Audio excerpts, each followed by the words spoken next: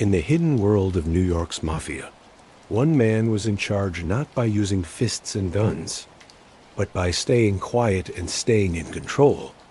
Paul Castellano created an empire made of money, power, and hidden plans. But the calm image he showed to the world would end up causing one of the most stunning downfalls in the history of the mob. On a freezing night in December of 1985, the quiet streets near a steakhouse in Manhattan were about to explode into chaos. A fancy car pulled up, its headlights cutting through the dark winter evening.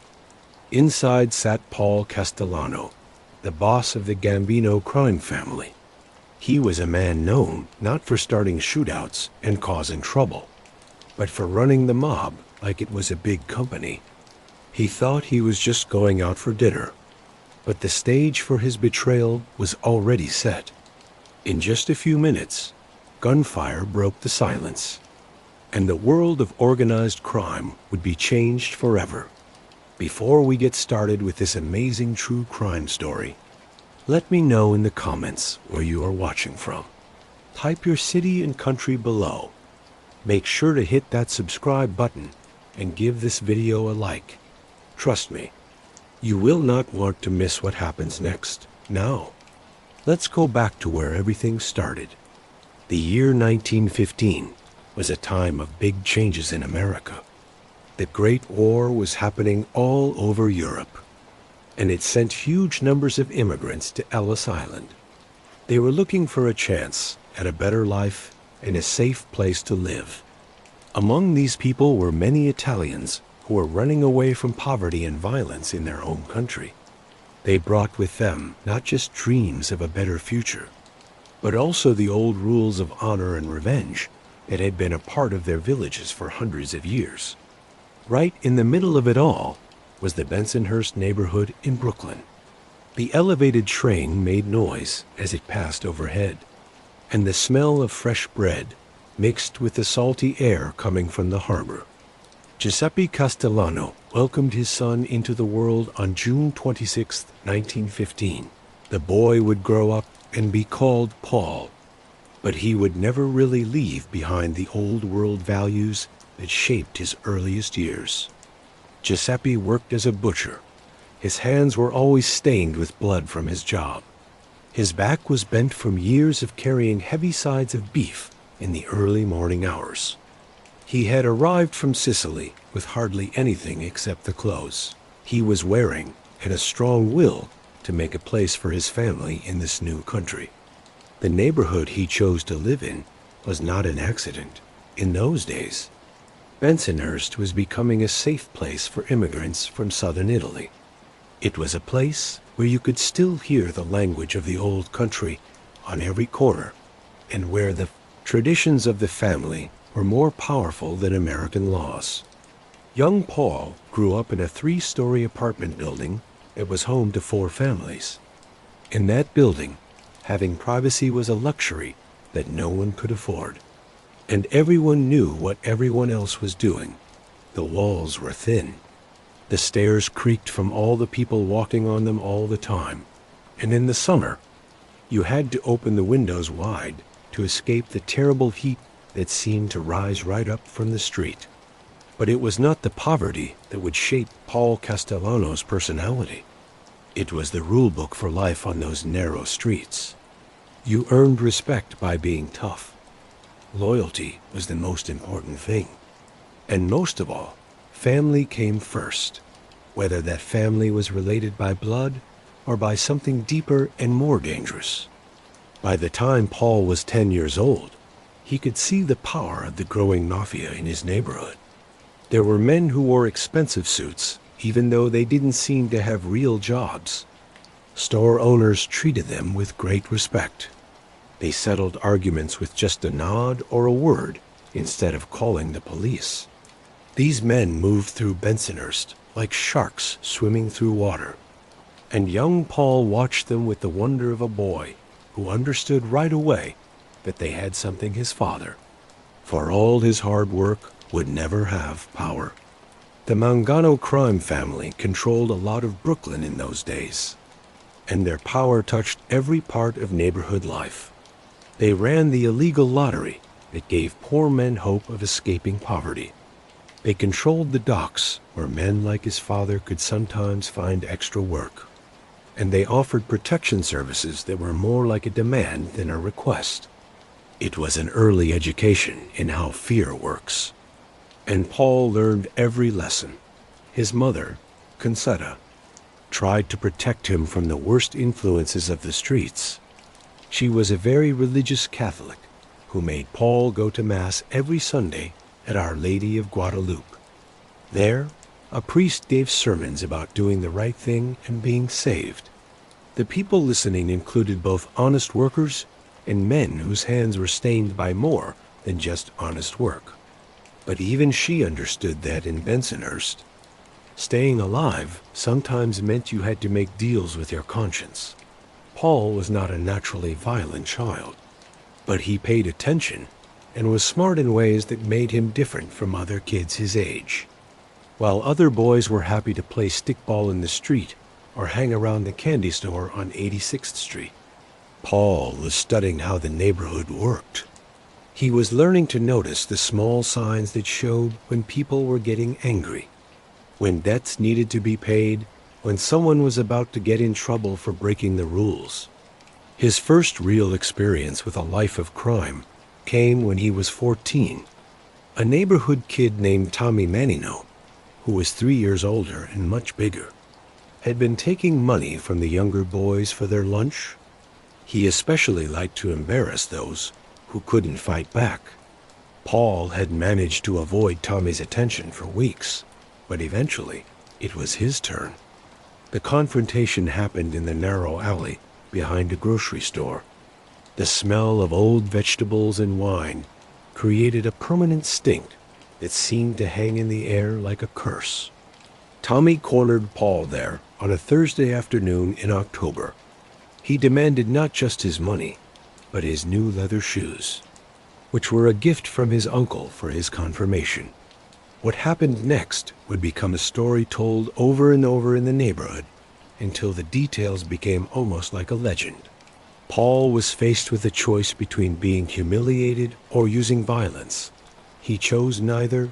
Instead, he calmly told Tommy that his Uncle Frankie worked for Albert Anastasia. He said that if Tommy touched Paul, he would have to answer to men who made problems disappear forever.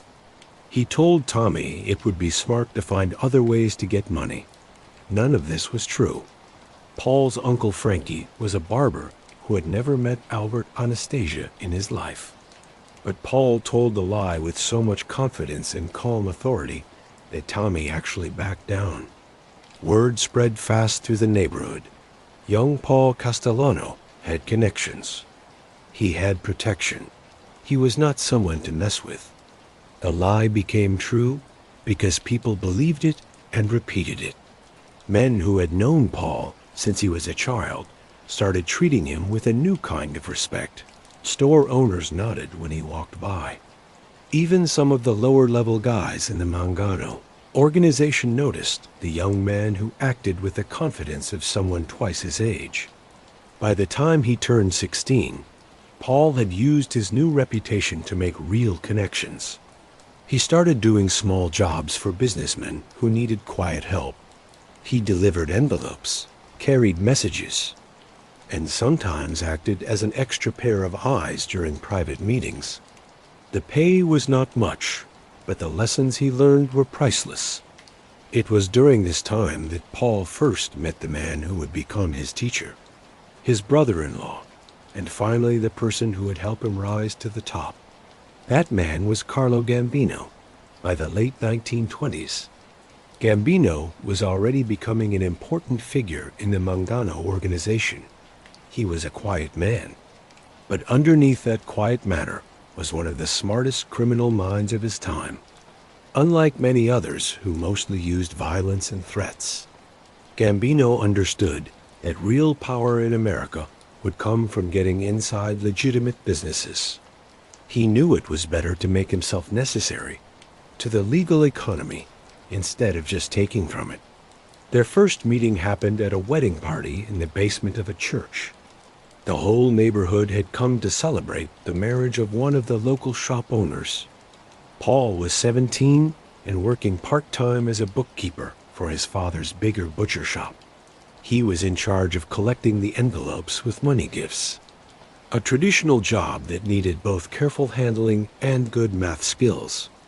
Gambino watched the young man work with the kind of attention he usually saved for things he might want to invest in. He noticed how Paul kept very careful records. He noticed how Paul treated everyone with the right amount of respect, no matter how much money they gave. He noticed how Paul stayed in the background while handling a big money transaction involving hundreds of people. After the party, Gambino walked right up to Paul older. Important men did not usually do this with young kids from the neighborhood. Gambino said, "You handle money well." "That is a useful skill," Paul answered, matching Gambino's serious tone. "My father taught me that every penny matters, whether it's yours or someone else's." Gambino smiled at this. He did not smile often, and it changed his usually stern face. He said, "Your father is a wise man, but there are bigger pennies to count than the ones that come through a butcher shop." This was an invitation, delivered in the careful, indirect way that all serious talks in their world were done. Paul understood right away that his life was about to change. The choice he made in the next few seconds would decide if he stayed Giuseppe Castellano's son, the neighborhood boy who helped with the family business, or if he became something completely different. He looked around the church basement at the family celebrating, at the kids playing between the folding chairs, at his own parents sharing a quiet moment at a corner table. This was the life he knew. It was safe and predictable and small. Then he looked at Carlo Gambino. He looked at the expensive fabric of his suit. He looked at the gold watch chain that sparkled in the light from the lights above. He saw the quiet confidence that seemed to come from his whole being. This was the life that was dangerous and uncertain and full of possibility. Paul asked, "What kind of pennies?" This was the question that would start a criminal career lasting 60 years. It would make him one of the most powerful men in America. And it would finally lead him to a sidewalk outside a steakhouse on a cold December evening in 1985. But in that church basement in 1932, surrounded by the warmth of a community celebration and the promise of opportunities his father could never give him, 17-year-old Paul Castellano took his first real step into the world that would define the rest of his life. His path was set. The Great Depression had settled over New York like a heavy blanket by 1932. But in some neighborhoods of Brooklyn, business was better than ever. While legal businesses were struggling to survive, the illegal economy was doing great. People who had nothing left to lose had a desperate energy. Prohibition had created huge new chances for men willing to take risks. The different crime families that controlled different areas had turned into smart business organizations capable of making enormous profits. Carlo Gambino's invitation to Paul Castellano came with no promises and no guarantees. The young man would start at the very bottom of a ladder that went from street-level workers all the way up to the mysterious men who made the big decisions in the back rooms of legal businesses. But for someone smart and ambitious, the chances to move up were limited only by how willing he was to cross certain moral lines. Paul's first job was ordinary but important. He became a numbers runner for the illegal lottery that operated out of a barber shop on 14th Avenue. The job meant he had to collect betting slips and money from a network of small shop owners all over Bensonhurst. Then he had to deliver everything to a central place where the day's money would be counted and the winners figured out. It was not a glamorous job, but it gave Paul a great education in how an illegal business actually works. He learned how to keep accurate records when under pressure. He learned how to build trust with customers who were betting money they could not afford to lose, and most importantly, he learned how to stay invisible to the police while doing deals that happened right out in the open. The numbers game was brilliantly simple. Players would bet small amounts, often just nickels and dimes on 3-digit numbers. These numbers were based on the last 3 digits of the total amount bet at a certain racetrack that day. The chances of winning were very small, but the possible payout was big enough to keep hope alive for people who did not have much hope otherwise. Paul discovered he had a natural talent for understanding people in this business. He could tell which customers were betting for fun and which ones were betting because they were desperate.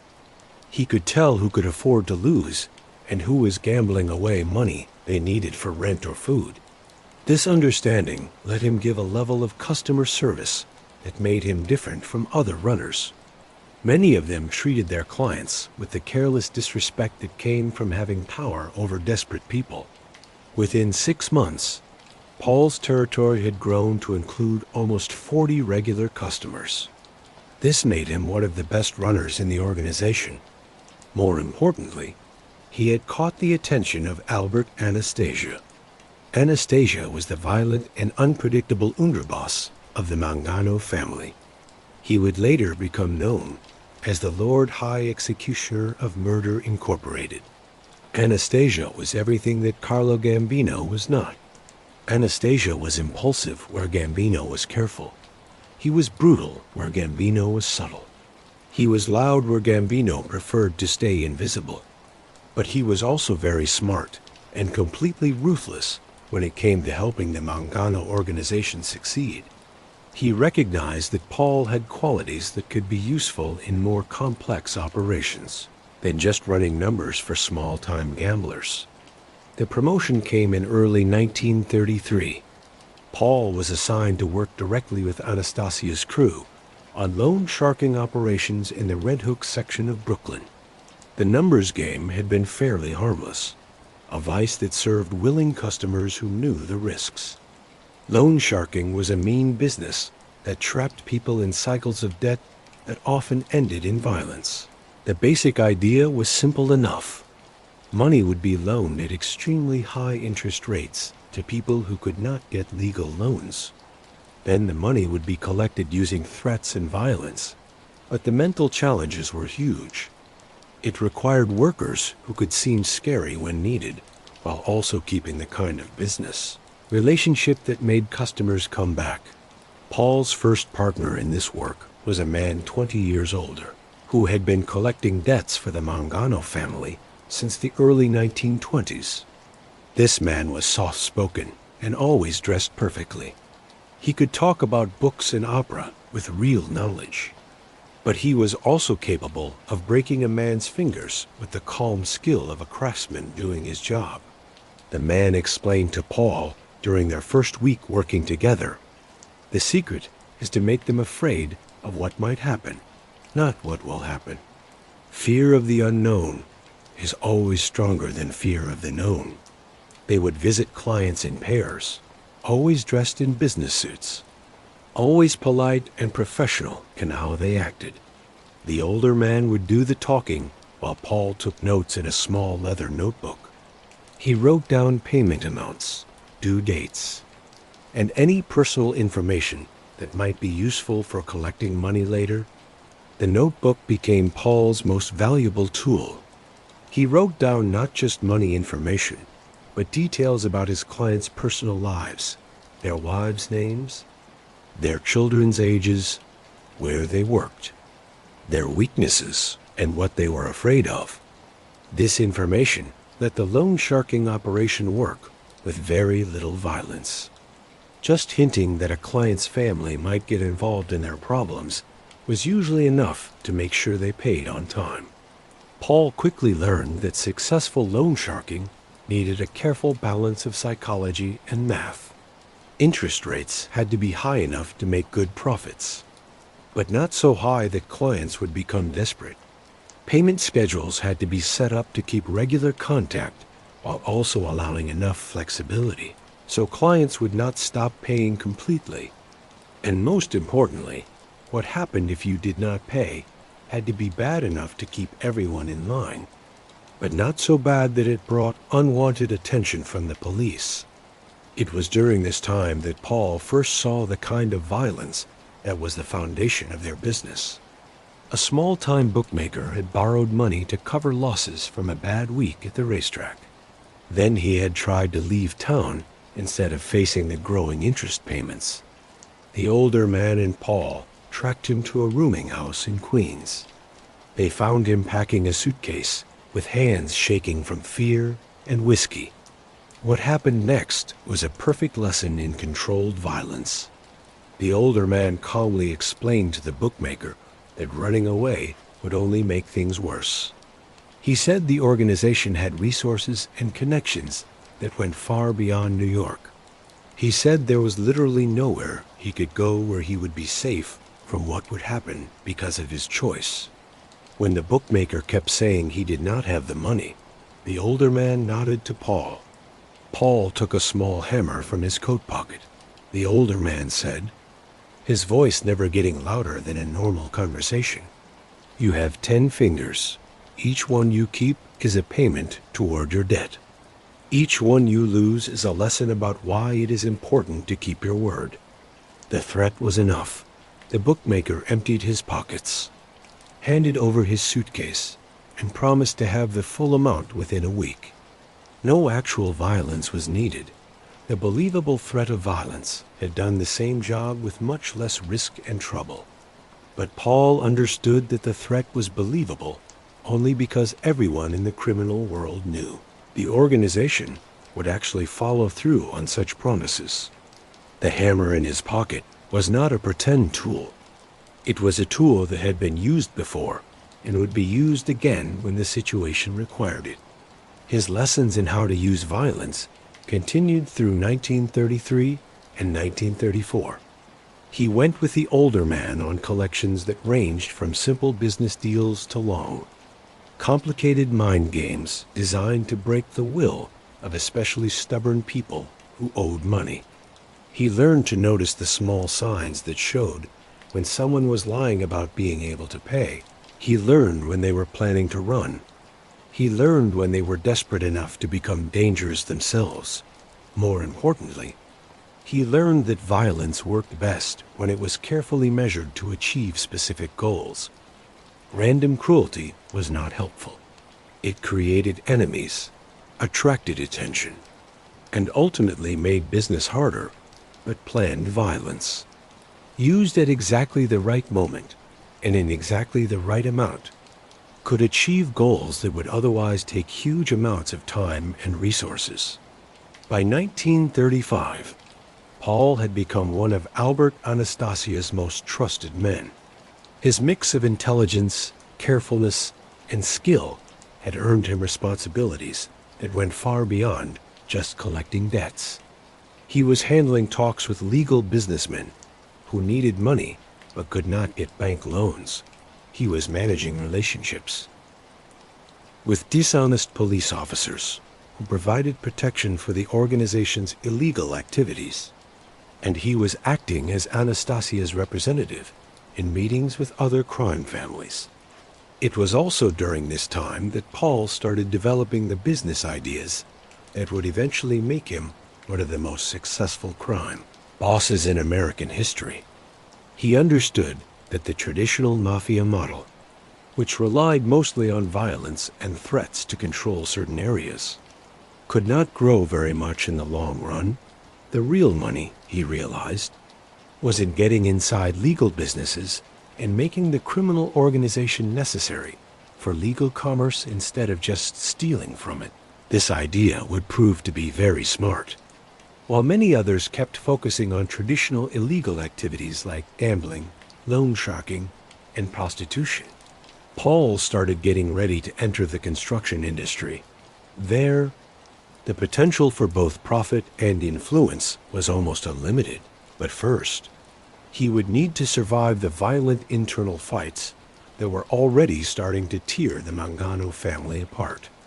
Albert Anastasia's ambitions were growing. His relationship with the official boss was getting worse. And the careful balance of power that had kept things stable in the organization was starting to fall apart. The years of learning were ending, and the real game was about to begin. The disappearance of Vincent Mangano in April 1951 marked the end of an era and the beginning of Paul Castellano's climb to the top levels of organized crime. Mangano's body was never found, but everyone in the underworld recognized what his disappearance meant. Albert Anastasia had finally made his move to take control of the crime family that would soon have a different name. Paul, now 36 years old and a veteran of almost 20 years in the organization, found himself in a perfect position to benefit from this violent change. His loyalty to Anastasia was never questioned. His skill was widely recognized, and his ideas for the future of organized crime fit perfectly with the new boss's plans for growth and modernization. But the most important development in Paul's life during this time was not professional. It was personal. In 1950, he had married Nina Menino. This marriage would prove to be much more than a romantic connection. Nina was the sister-in-law of Carlo Gambino. Gambino was the quiet, calculating underboss who had been steadily building his own power within the organization, while others focused on more dramatic shows of authority. The marriage was a brilliant move that showed Paul was getting more sophisticated as a political operator. By marrying into the Gambino family, he had connected himself to the one man who was the biggest long-term threat to Anastasia's power. At the same time, he created family bonds that would prove stronger than any business relationship. Nina was not just a passive person in these events. She was raised in a family where the women understood how important smart connections were. She recognized that her marriage to Paul was a chance to help not just his career, but also the interests of her own family. The union created a bridge between the violent, impulsive group led by Anastasia and the more calculating, business-focused approach favored by Gambino. The wedding reception was held at a Brooklyn catering hall in June 1950. Almost every important figure in New York organized crime was there. The list of guests read like a list of men who would be in the news for the next 30 years. Carlo Gambino and his brothers were there.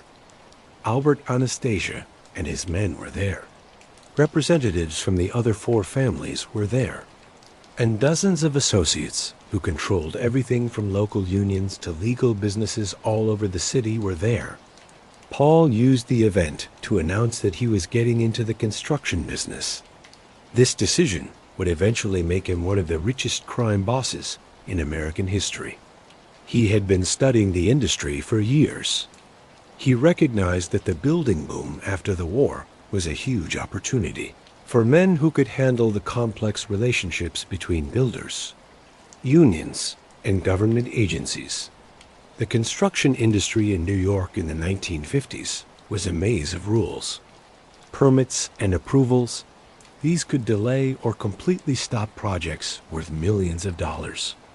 Companies that could promise smooth progress through this confusing system could charge extra for their services. Companies that could not were often forced out of business by cost overruns and endless delays. Paul's idea was that organized crime could provide the kind of influence and problem-solving that legal businesses desperately needed but could not openly buy.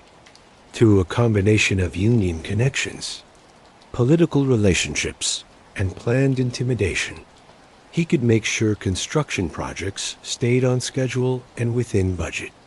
His first major contract came through a connection that Anastasia had made with a legal construction company. This company was struggling to finish a housing project in Queens. The project had been stopped for months by a series of labor arguments, permit delays, and mysterious equipment breakdowns. These problems had pushed costs far above the original budget. Paul's solution was simple and smart. He arranged for the labor arguments to be settled through talks with union officials who owed favors to the organization. He made permit approvals happen faster by using relationships with city workers who had been getting protection money for years. And he made sure the equipment breakdowns stopped by having quiet conversations with the people who were causing them. The project was finished on time and under budget. This made huge profits for both the legal developer and Paul's new consulting company, Scaramix Concrete Corporation. More importantly, it created a business model that could be copied for hundreds of similar projects all over the city. Within 5 years, Scaramix had become one of the biggest concrete suppliers in New York. It had contracts ranging from small housing developments to large commercial projects. Paul had put together a team of legal businessmen who handled the day-to-day work while he focused on the important relationships that made their success possible. The key to the whole operation was Paul's ability to work at the same time in both the criminal and legal business worlds. He could go to a construction industry meeting in the morning and talk about technical details and delivery schedules with engineers and architects. Then in the evening, he could plan illegal activities with men who solved problems with violence. This double life required amazing skill at keeping things separate and an almost perfect understanding of the different rules that governed each world. In the legal business community, Paul was known as a successful business owner who had built his company through hard work and smart thinking. In the criminal underworld, he was recognized as a rising power who commanded respect through a combination of intelligence, ruthlessness, and family connections. The balancing act became even harder after 1957. That was when Albert Anastasia was murdered in the barbershop of the Park Sheraton Hotel in Manhattan. The killing had been approved by the Commission. The Commission was the group that coordinated activities between the different crime families, but it was carried out by gunmen loyal to Carlo Gambino. Gambino immediately took control of the organization that would from then on be known as the Gambino crime family. Paul found himself in a potentially dangerous position. He had been very close to the murdered boss, but he was also related by marriage to the man who replaced him. Lesser men might have been killed as security risks, but Paul's value to the new leadership was too great to ignore. His construction business was making huge profits for the organization. His political connections were priceless, and his ability to work in the legal world made him essential to Gambino's plans for the future. The change also marked the beginning of Paul becoming a major figure on his own. Gambino recognized that his brother-in-law had qualities that would be essential for the organization to keep growing and succeeding. Unlike many traditional crime bosses, who relied mostly on fear and violence to stay in control, Paul understood that lasting power in America would come from making yourself necessary to legal institutions, instead of just stealing from them. This idea was perfectly shown by Paul's approach to labor relations in the construction industry. Instead of just taking money from builders and union officials, he made himself a problem solver. He could fix arguments, stop work stoppages, and make sure projects went smoothly. His services were expensive, but they were also truly valuable to clients who needed reliable results in an industry known for being unpredictable. By 1960, Paul controlled a network of businesses and relationships that went far beyond traditional organized crime activities. Scaramix had grown into a multi-million-dollar operation with contracts all over the Northeast. He had interests in restaurants, trucking companies, and real estate developments. He kept relationships with politicians, judges, and police officials. They provided protection and information in exchange for campaign money and other favors. Most importantly, he had started to develop the lifestyle and public image that would eventually make him one of the most famous crime figures in America. He moved his family to a mansion in the Todd Hill section of Staten Island. It was a huge estate that was known throughout the underworld as the White House. because of its grand architecture and the level of power of the man who lived there. The mansion was more than just a home. It was a symbol of Paul's success and a practical headquarters for his growing empire. The estate had elaborate security systems. It had private meeting rooms where sensitive business could be discussed. And it had guest facilities that could host visitors from all over the country. It was designed to show an image of wealth and sophistication that would be right for a legal businessman, while also providing the privacy and security needed for criminal activities. Paul's lifestyle during this time showed his unique position where the criminal and legal worlds met. He was just as comfortable at charity events attended by important politicians and businessmen as he was at meetings with representatives from other crime families. He could talk about market trends and investment plans with Wall Street professionals, then turn around and order violent punishment for someone who had broken the organization's rules. This ability to work in multiple worlds at once was Paul's greatest strength, but it would also prove to be a weakness that his enemies would eventually use against him.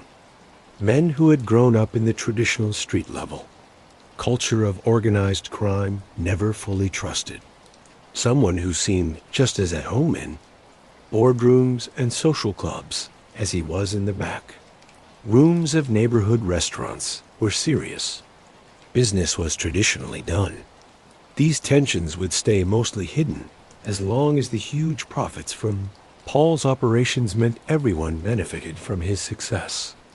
But they were always there, simmering under the surface, waiting for the right moment to explode into the kind of internal war that had already destroyed other crime families. The seeds of Paul's eventual downfall were being planted, even during his greatest successes.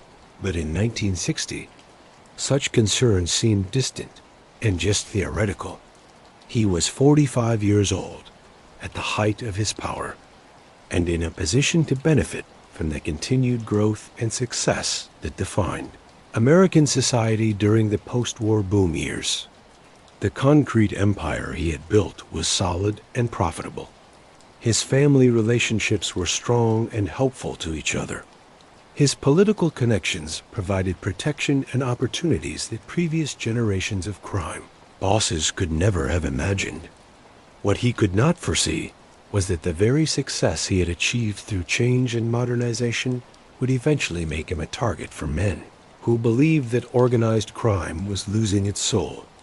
They thought the old values of respect and tradition were being sacrificed for profit and respectability. The stage was being set for a conflict that would define the final chapter of Paul Castellano's life. But for now, the crown made of concrete sat securely on his head, and the kingdom he ruled kept expanding every year.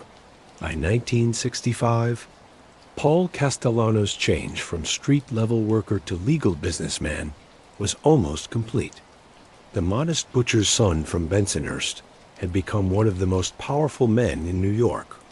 He controlled a business empire that made tens of millions of dollars every year, while still keeping the respect and fear that came from his position in the Gambino crime family hierarchy. The symbol of his success was the mansion he had built on Tot Hill, Staten Island's most exclusive neighborhood. The big white building, which quickly became known throughout the underworld as the White House, was designed to show an image of wealth and sophistication that previous generations of crime bosses could never have achieved. But it was more than just a status symbol. It was a working headquarters for an organization that had grown far beyond its traditional roots. The house itself was a masterpiece of defensive design disguised as suburban elegance. Every window was bulletproof. Every entrance was watched by advanced security systems. And the grounds were patrolled by men who could easily have been mistaken for Secret Service agents protecting an actual head of state.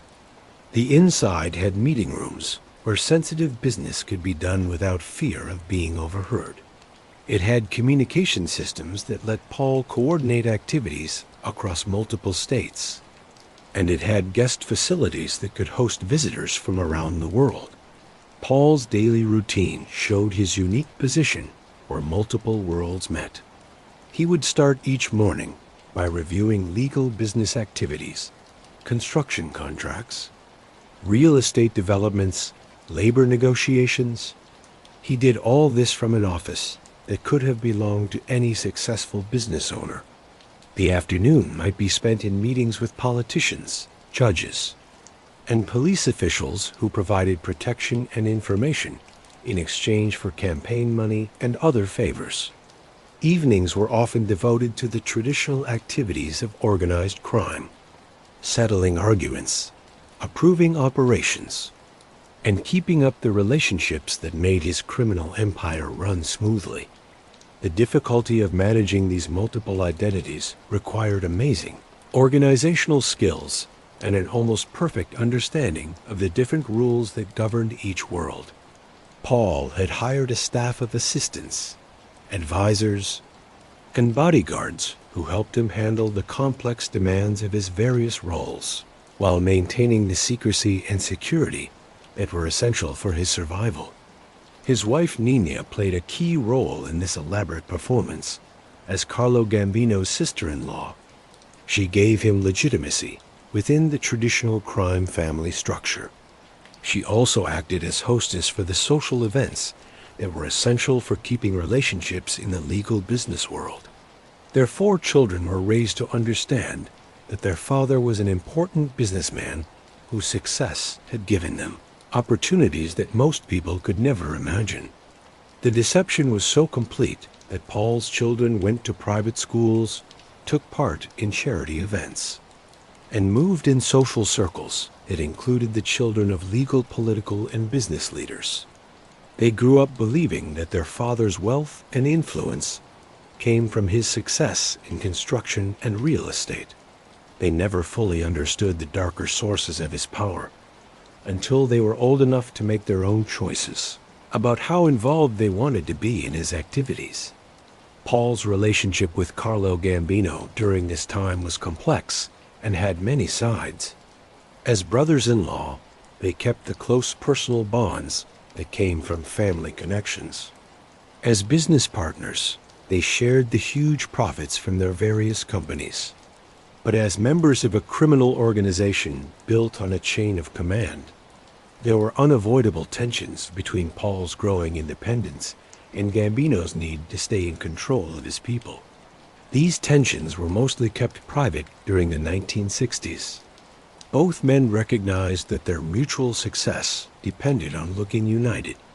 Gambino appreciated Paul's ability to make huge profits through legal business activities. Paul valued the protection and resources that came from his position in the crime family. But people inside the organization started to notice small signs of strain. Meetings that ended with unspoken disagreements, decisions that were carried out differently than originally discussed, and the slow appearance of competing power centers within the family. The source of these tensions was Paul's changing ideas about the future of organized crime in America.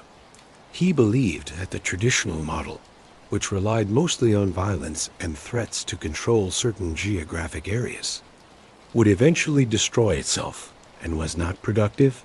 The real opportunities, he argued, were in getting inside legal institutions and making criminal organizations necessary for legal commerce, instead of just stealing from it. This vision required a major shift in priorities and methods. Instead of focusing mostly on street-level activities like gambling and loan sharking, Paul wanted more emphasis on white-collar crimes like labor racketeering, bid rigging, and tax evasion. Instead of keeping the traditional separation between criminal and legal activities, he believed in creating mixed companies that worked in both worlds at the same time. Most controversially, Paul argued that the old codes of honor and silence that had guided mafia behavior for generations were becoming outdated in modern America. The tradition of never cooperating with law enforcement made sense in a world where criminal organizations operated completely outside legal society. But it became a problem when those same organizations needed to keep relationships with politicians, judges, and business leaders who worked inside the system. These ideas were revolutionary within the context of traditional organized crime. They created resistance from men who had grown up believing that any compromise with legal authority was a betrayal of basic principles. Paul's critics within the Gambino family, and there were many, saw his approach as a dangerous move away from the values and methods that had made the American Mafia successful. The loudest opposition came from a group led by Aniello Delacroce. Delacroce was Gambino's underboss and a man who represented everything that traditional organized crime stood for. Delacroce had earned his position through decades of violent enforcement. He kept order through fear and commanded respect because he was willing to personally carry out the organization's most dangerous jobs. He saw Paul's focus on legal business activities as a sign of weakness, a betrayal of the warrior culture that had made the Gambino family the most powerful criminal organization in America. The philosophical differences between Paul and Delacroce went beyond questions of strategy and tactics. They represented two completely different visions of what organized crime should become in modern America. Delacroce believed in keeping the traditional separation between the criminal underworld and legal society. He wanted to use violence and threats to control certain areas while avoiding connections with legal institutions that might compromise the organization's independence. Paul, on the other hand, saw integration with legal institutions as the key to unlimited growth and long-term survival. These competing ideas created a small but constant tension within the Gambino family throughout the late 1960s and early 1970s. Carlo Gambino, as the official boss, managed to keep unity by letting both approaches exist together. He made sure that the huge profits from Paul's operations provided benefits for everyone in the organization. But people who paid attention recognized that the basic contradictions between the two approaches would eventually have to be resolved, probably through some kind of internal conflict. The tensions were made worse by generational differences that went beyond Paul and Delacroce to their followers and proteges. The men who had risen through Paul's construction and real estate operations tended to be younger, better educated, and more comfortable working in legal business environments. They dressed in expensive suits, lived in suburban neighborhoods, and sent their children to top schools. They saw themselves as businessmen who happened to be involved in criminal activities, not criminals who sometimes did legal business. Delacroce's group, by contrast, mostly consisted of men who had grown up in the traditional street culture of organized crime. They ran neighborhood social clubs. They kept ties to the ethnic communities that had been the Mafia's traditional base of support, and they solved arguments using methods that had been used for generations. They viewed Paul's associates with suspicion and contempt. They saw them as outsiders who had never proven themselves through the kind of tests that had traditionally determined who moved up in the organization. The cultural divide was maybe most obvious in their different approaches to law enforcement. Paul's philosophy focused on avoiding fights with police and prosecutors whenever possible. He preferred to stop threats through political influence and corruption, rather than violence and threats. His operations were designed to stay low-key, making maximum profits while attracting minimum attention from authorities. Delacroce's approach was more direct and confrontational. He believed that respect for organized crime depended on keeping its reputation for violence. He thought any sign of weakness would invite challenges from rival groups and more pressure from law enforcement. His operations were deliberately visible, designed to show the organization's power and willingness to use force against anyone who threatened its interests. These philosophical differences had real-world consequences that became more obvious as the 1970s went on. Paul's construction empire kept expanding, making profits that made the Gambino family the richest criminal organization in America.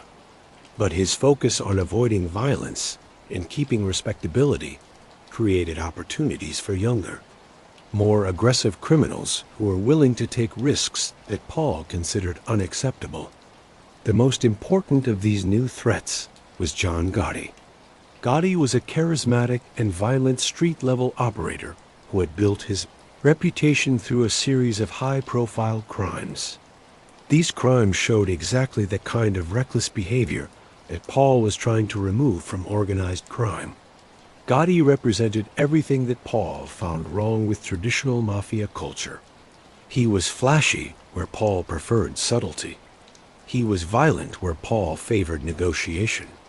He was disrespectful of legal authority where Paul tried to work with it. But Gotti also had qualities that made him dangerous to Paul's long-term interests. He was genuinely popular among the younger members of the organization. They felt that Paul's approach lacked the excitement and honor that had attracted them to organized crime in the first place. He was completely fearless in fights with rival criminals and law enforcement officials. This earned him a reputation for loyalty and courage that was very different from Paul's reputation for calculation and compromise. Most importantly, Gotti had developed a close relationship with Aniello Delacroce. Delacroce saw Gotti as a possible successor who could return the Gambino family to its traditional roots. This relationship created a dangerous alliance between the organization's official underboss and its most ambitious young criminal. This alliance was a major threat to Paul's position and philosophy. The growing conflict was made more complicated by Carlo, Gambino's declining health during the mid-1970s. The man who had successfully balanced the competing groups within his organization for almost 20 years was slowly losing the energy and authority needed to keep unity. His various health problems, heart disease, diabetes, problems from decades of stress and irregular living, made it harder and harder for him to manage the day-to-day operations that kept the organization running smoothly. Paul recognized that Gambino's eventual death would create a fight over who would be the next boss. This could either raise him to the position of boss or result in him being killed by rivals who saw his approach as incompatible with traditional mafia values. He started getting ready for this possibility by strengthening his relationships with legal business leaders who could provide protection and support during a time of internal conflict. He also made sure his own security was good enough to survive a possible war within the organization. The preparation process showed both the strengths and weaknesses of Paul's approach to organized crime. His connections in the legal world gave him resources and information that would be very valuable in any conflict with traditional crime family members. His business empire generated the kind of cash flow that could pay for long operations. It also provided cover for activities that might attract law enforcement attention. But his focus on avoiding violence and keeping respectability had also created weaknesses that more traditional criminals could use. Paul's operations depended on stability and predictability. These were hard to keep during times of internal war. His lifestyle and business relationships made him visible to enemies in ways that previous generations of crime bosses had avoided. They did this by focusing on secrecy and staying separate from legal society. Most significantly, Paul's philosophy had made him unpopular with many of the men who would ultimately decide the outcome of any fight over who would be the next boss. His focus on legal business activities was seen with suspicion by soldiers and captains who had built their careers through traditional criminal activities. His comfortable lifestyle was resented by men who had given up personal relationships and legal opportunities to serve the organization. His willingness to work with law enforcement and political authorities was seen as a betrayal of the codes that had guided mafia behavior for generations. These tensions stayed mostly quiet as long as Carlo Gambino was alive and able to keep order within the organization. But everyone understood that his death would remove the last thing stopping the philosophical differences within the family from exploding into open conflict. Paul spent the final years of Gambino's life getting ready for a struggle that would decide not just his own fate, but the future direction of organized crime in America. The outcome would depend on his ability to prove that his vision of modern, business-focused criminal operations was better than the traditional approach represented by his rivals. The stakes could not have been higher. Success would confirm Paul's position as one of the most powerful crime bosses in American history and prove that his new way of running organized crime was right. Failure would result in his death and the return of the Gambino family to its traditional roots under leaders who saw his changes as dangerous moves away from proven methods. As 1976 approached, everyone in the organization understood that the time of careful balance and managed tensions was coming to an end. The future would belong either to Paul Castellano's vision of organized crime as a sophisticated business, or to Aniello Delacroce's commitment to the traditional values and methods that had made the American Mafia a feared and respected institution. The only question was which vision would prove stronger when the inevitable test of strength finally arrived. October 15th, 1976. The morning fog hung heavy over Massapequa, Long Island, as people gathered at St. John's Cemetery for the funeral of Carlo Gambino, the man who had quietly ruled New York's most powerful crime family for 19 years, had died of a heart attack in his modest ranch home. He was surrounded by family members who had watched his health get steadily worse over the previous months. The funeral was a study in contrasts that perfectly captured the contradictions of modern organized crime. Hundreds of people filled the cemetery. They ranged from neighborhood grocers and construction workers who had known Carlo as a generous supporter and community leader, to federal agents with special lenses who photographed every face for later reference. The flower arrangements spelled out messages of love and respect in multiple languages, while surveillance helicopters circled overhead like mechanical vultures. Paul Castellano stood at the grave with tears running down his face. He was mourning not just the loss of his brother-in-law, but the end of an era that had given him protection and opportunity for more than 4 decades. Beside him, Aniello Delacroce kept his face perfectly still. This stillness had earned him respect throughout the underworld, but his eyes burned with an intensity that suggested his own grief was mixed with anticipation. Everyone there understood that they were seeing more than just a funeral. They were watching the end of one chapter in the history of American organized crime and the beginning of another. The question that was in every conversation, every look, every small gesture of respect or defiance was simple but deep. Who would get the position that Carlo Gambino had held with such skill and authority? The answer should have been obvious. According to traditional mafia rules, who became the next boss usually followed family bloodlines. Preference was given to sons or close relatives of the dead boss. Paul's marriage to Nina Manino had made him Carlo's brother-in-law and one of his most trusted advisors. His success in building the construction empire that provided a large part of the family's income made him the logical choice to lead the organization into a time of continued growth and success. But tradition was exactly what made Paul's rise to boss so hard for some people to accept. His vision of organized crime as a sophisticated business had made many of the men who would have the final say in choosing the family's leadership dislike him. His focus on legal business activities, political relationships, and white-collar crimes was a major departure from the values and methods that had made the Gambino family successful.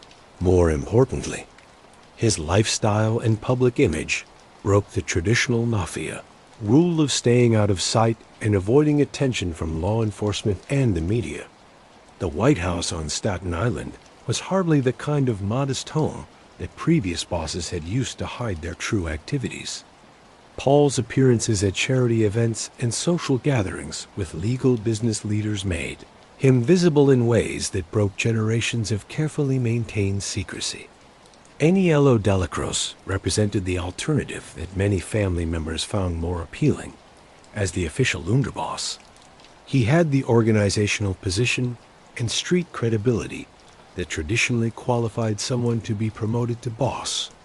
His commitment to the old ways, to violence as a tool of discipline, to loyalty as an absolute principle, to separation from legal society as a matter of survival, connected with men who feared that Paul's changes were leading the organization away from its true character. The fight over who would be the next boss after Carlo Gambino's death was carried out with the kind of careful moves and subtle signals that define high-stakes political conflicts in any organization.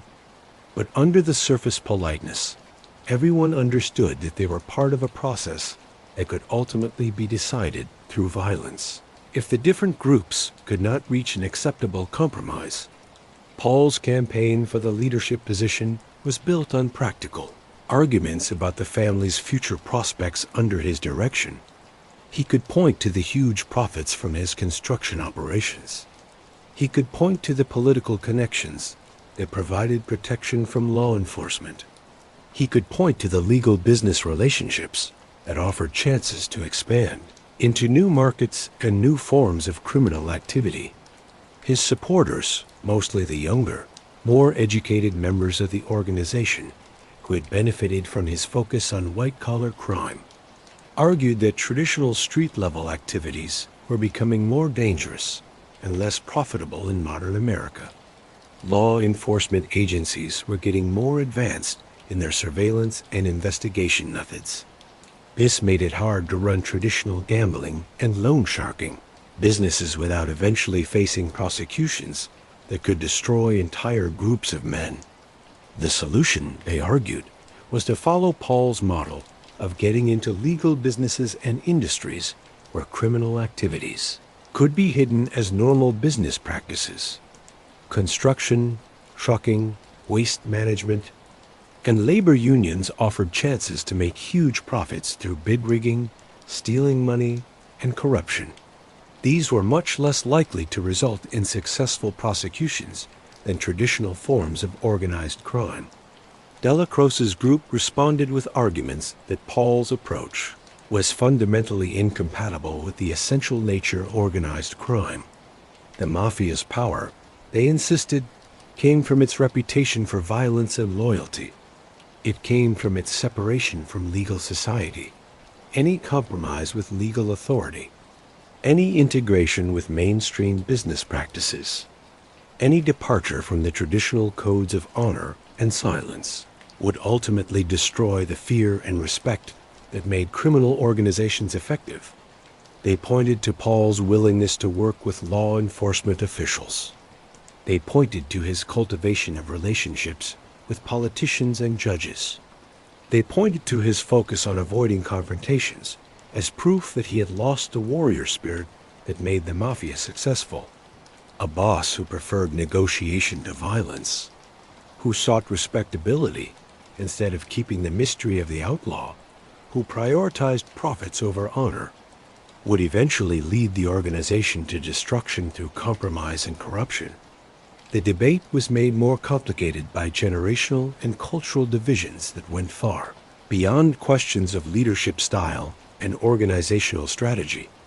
Many of the older members of the family had grown up in neighborhoods where Italian-American identity was closely connected to resistance against mainstream American society.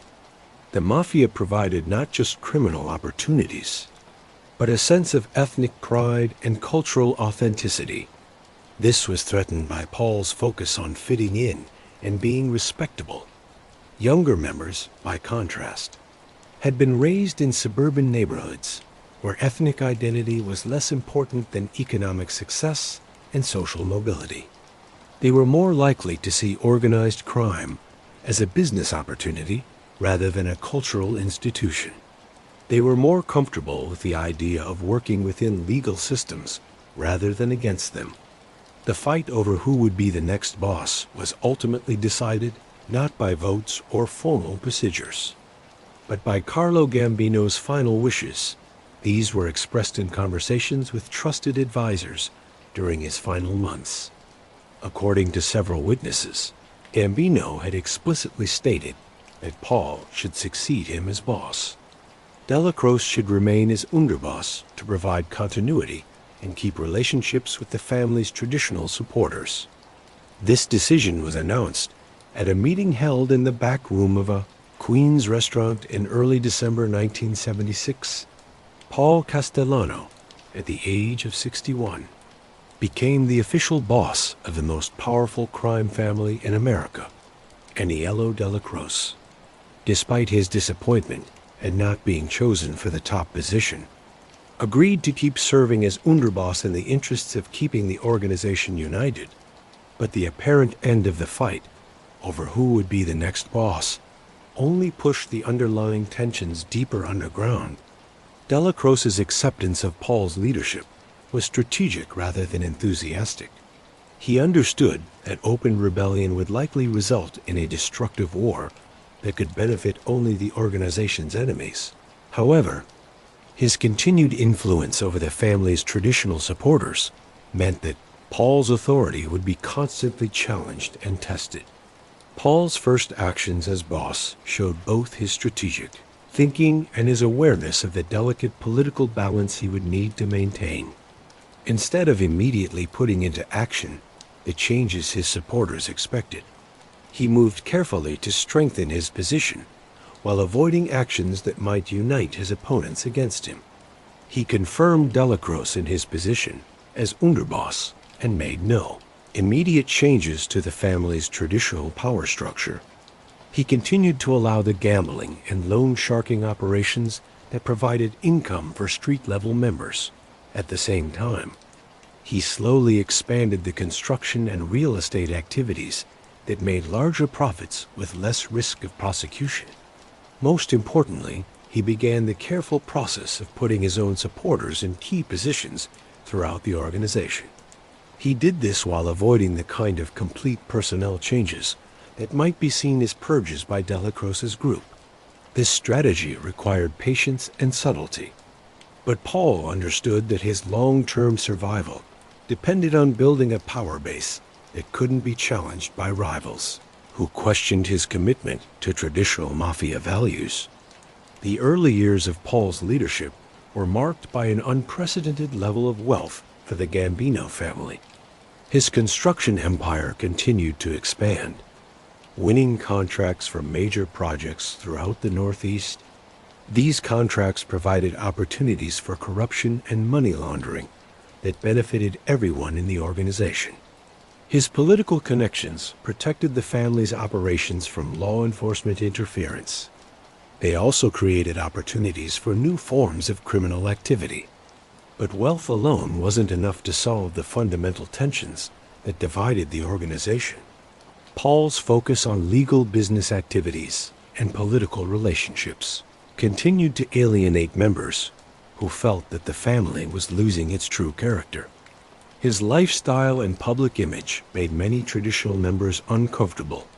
His reluctance to authorize violent solutions to organizational problems was seen by some as weakness rather than wisdom.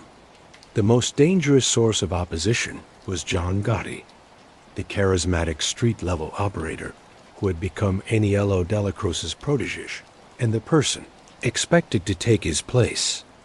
Gotti represented everything that Paul found wrong about traditional organized crime.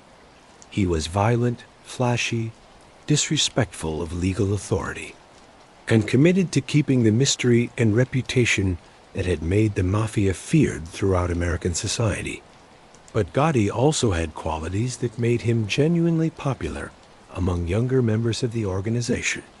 He was completely fearless in fights with rivals and law enforcement. He was generous with subordinates who showed loyalty, and he was committed to the codicil. Honor and silence that many felt Paul was abandoning in favor of respectability and profit. The growing influence of Gotti and his supporters created a hidden organization within the Gambino family. This group remained technically loyal to Paul's leadership, while building the relationships and resources that could eventually be used to challenge his authority. Paul was aware of this development, but his philosophy of avoiding internal conflicts prevented him from taking the kind of decisive action that might have eliminated the threat before it became dangerous. Instead, he continued to focus on expanding the family's legal business operations. He hoped that the huge profits he generated would be enough to keep potentially rebellious subordinates loyal. This was a strategy that had worked successfully during Carlo Gambino's time as boss, but it depended on a level of respect and authority that Paul had not yet fully established on his own. By 1980, 4 years after becoming boss, Paul Castellano had overseen a time of unprecedented growth and wealth for the Gambino crime family. But he had also allowed the development of internal opposition that questioned his leadership and threatened his long-term survival. The stage was set for a confrontation that would test whether his vision of modernized organized crime could survive the challenge. From men who remained committed to the traditional values and methods he was trying to replace. The position he had inherited from Carlo Gambino was secure for the moment, but it rested uneasily on him, threatened by forces that were gathering strength and waiting for the right moment to strike. The early 1980s marked the highest point of Paul Castellano's power and influence, but they also brought the first clear signs that his empire was built on foundations that were less solid than they appeared. While his construction businesses continued to make huge profits, and his political connections gave him unprecedented protection from law enforcement, the very success that had raised him to the top of the criminal world was beginning to attract the kind of attention that no amount of influence could stop forever. The White House on Staten Island had become more than just a home. It was the unofficial headquarters of a criminal enterprise that went far beyond the traditional boundaries of organized crime. On any given day, the mansion hosted meetings between legal business leaders seeking Paul's help with labor problems. It hosted politicians asking for campaign money in exchange for favorable laws. It hosted criminal associates coordinating activities that ranged from simple extortion to complicated financial fraud. Paul's daily routine showed the difficulty of managing these multiple relationships. He would start each morning with briefings from subordinates who managed his various legal businesses. He reviewed construction contracts worth millions of dollars. He looked at real estate investments that covered multiple states. He discussed labor negotiations that affected thousands of workers. The afternoon might be spent in meetings with politicians, judges, and law enforcement officials who provided protection and information. In exchange, they received contributions and favors that were carefully disguised as legal business transactions.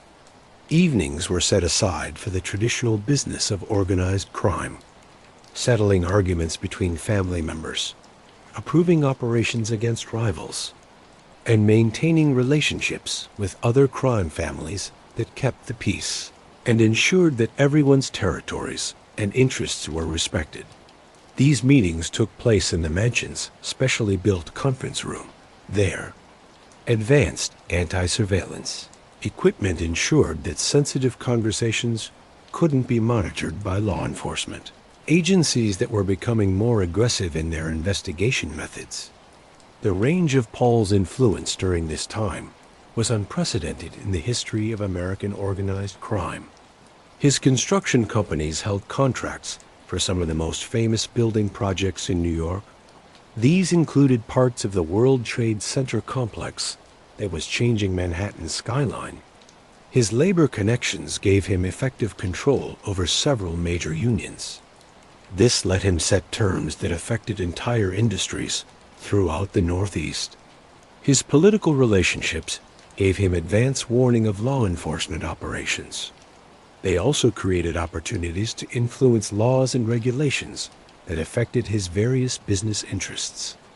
But the very size of these activities was also creating weaknesses that more traditional crime bosses had avoided. They did this by focusing on staying out of sight and limiting their exposure to legal institutions. Paul's name appeared on many corporate documents. His picture was taken at charity events and political gatherings. His lifestyle attracted attention from journalists and law enforcement officials who were beginning to understand that organized crime had grown far beyond its traditional forms. The first serious threat came from an unexpected source. The federal government decided to treat organized crime as a form of domestic terrorism. This justified the use of investigation methods that had previously been saved for foreign intelligence operations. The Racketeer Influenced and Corrupt Organizations Act, passed by Congress in 1970, but not aggressively enforced until the early 1980s, gave prosecutors tools that could be used to attack entire criminal organizations rather than just individual criminals. RICO prosecutions were revolutionary because they allowed prosecutors to charge defendants with running criminal enterprises rather than just committing specific crimes. Under traditional law, prosecutors had to prove that individual defendants had personally committed particular illegal acts. Under RICO, they could charge defendants with taking part in patterns of racketeering activity. These patterns could include crimes committed by other members of their organizations. The implications for organized crime were deep and terrifying. Previous generations of prosecutors had been forced to build cases against individual criminals. This process was made complicated by the Mafia's focus on secrecy and its tradition of silence. That made witnesses reluctant to cooperate with law enforcement. RICO prosecutions could potentially destroy entire crime families by proving that they were criminal enterprises whose very existence broke federal law. Paul's response to this new threat showed both his strategic intelligence and his fundamental misunderstanding of the forces lined up against him. Instead of lowering his profile and returning to the kind of traditional criminal activities that were hard for prosecutors to connect into RICO patterns, he doubled down on his strategy of getting into legal institutions and building relationships with political and business leaders who could provide protection. His thinking was sound in theory. If he could make himself sufficiently valuable to legal institutions, those institutions would have reasons to protect him from prosecution.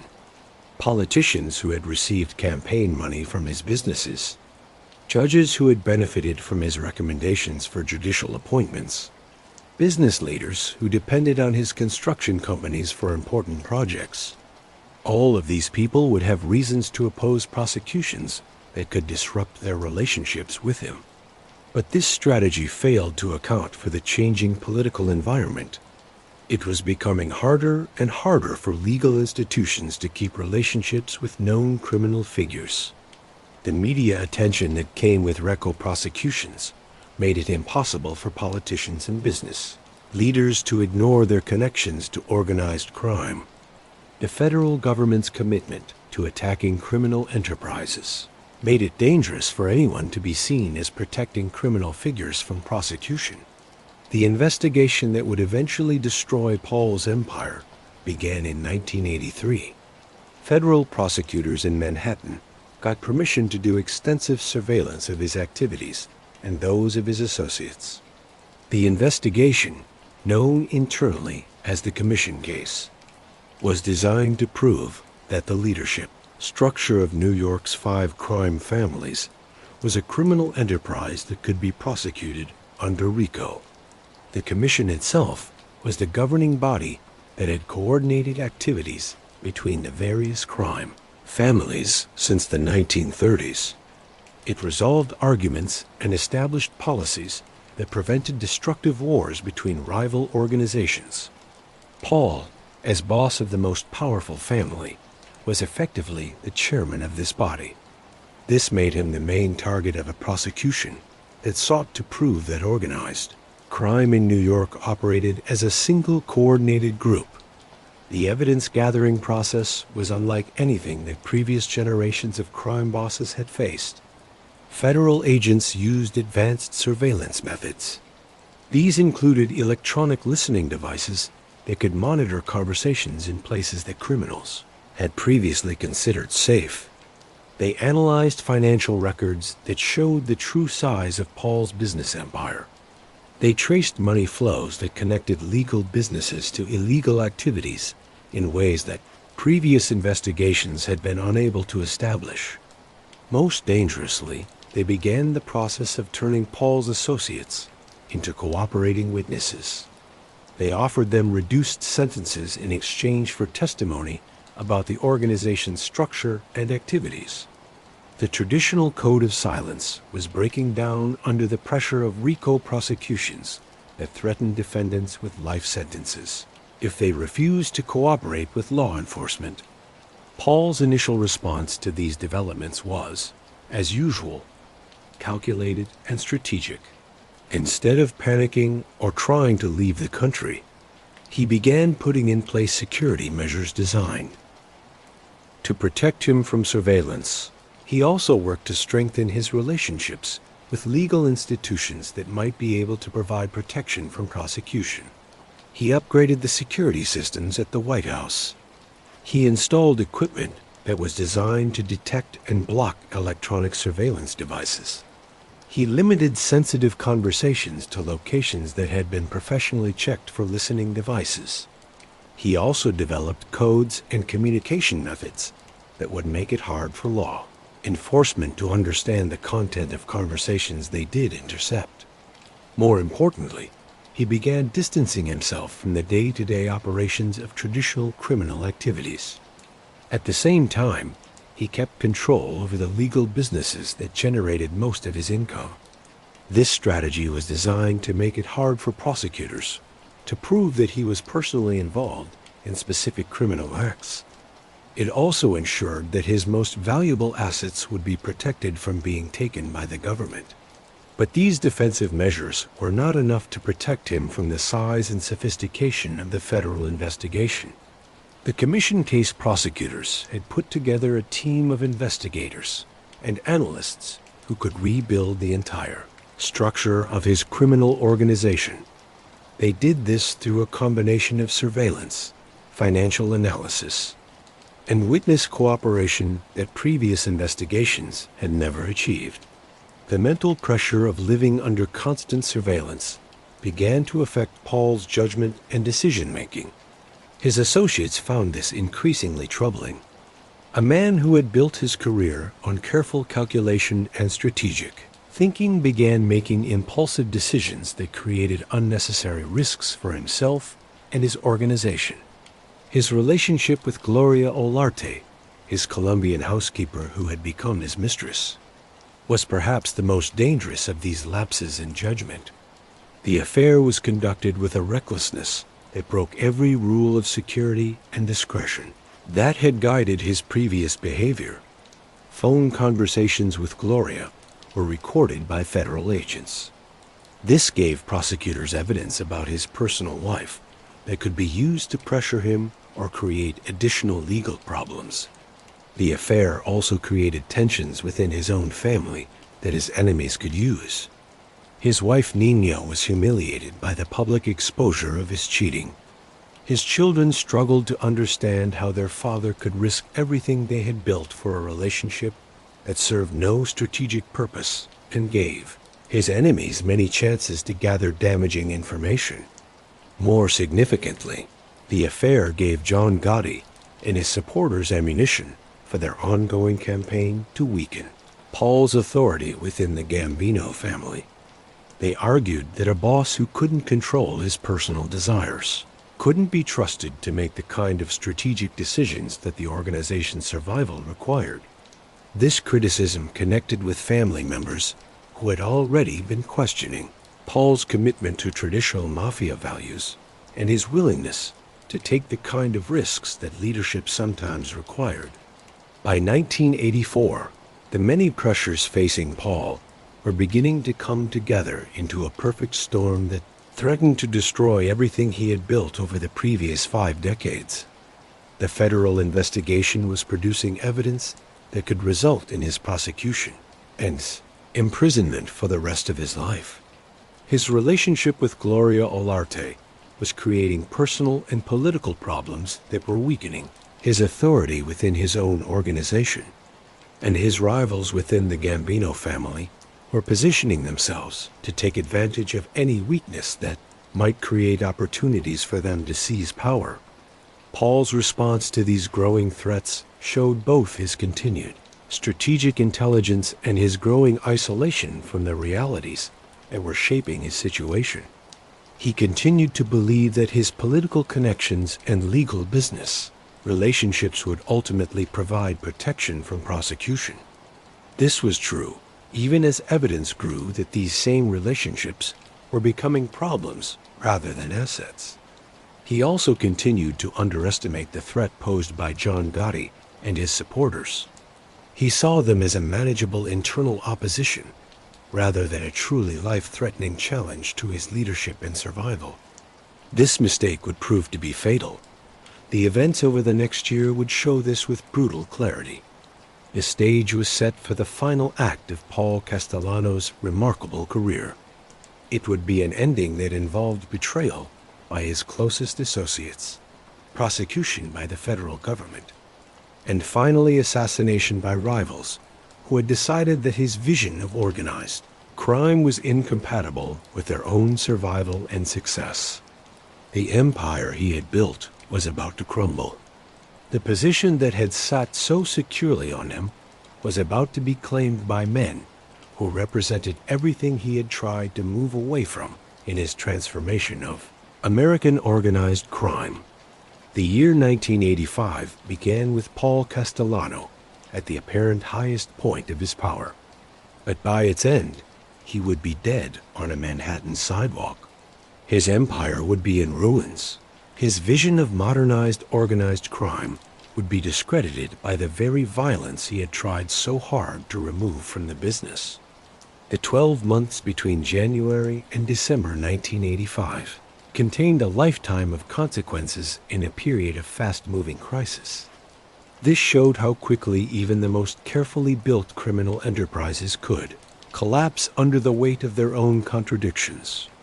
The immediate cause of Paul's downfall came from an unexpected source.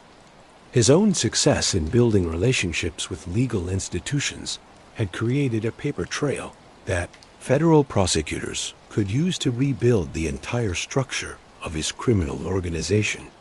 Every contract signed by his construction companies, every political contribution made through his various business entities, every real estate transaction done through his network of shell companies, all of this provided evidence of the size and sophistication of his illegal activities. The commission case prosecutors had spent 2 years putting this evidence together into a complete RICO prosecution. This would charge Paul and the leaders of New York's other crime families with running a criminal enterprise that had corrupted entire industries throughout the city. The indictment, when it was finally made public, read like a list of every form of white-collar crime that had been perfected during the previous decade. But the legal case, as serious as it was, represented only one of the threats that were coming together on Paul during this period. Within his own organization, the opposition led by John Gotti and supported by Aniello Delacroce was gaining strength and confidence. Paul's legal problems made him look weak for the first time in his career.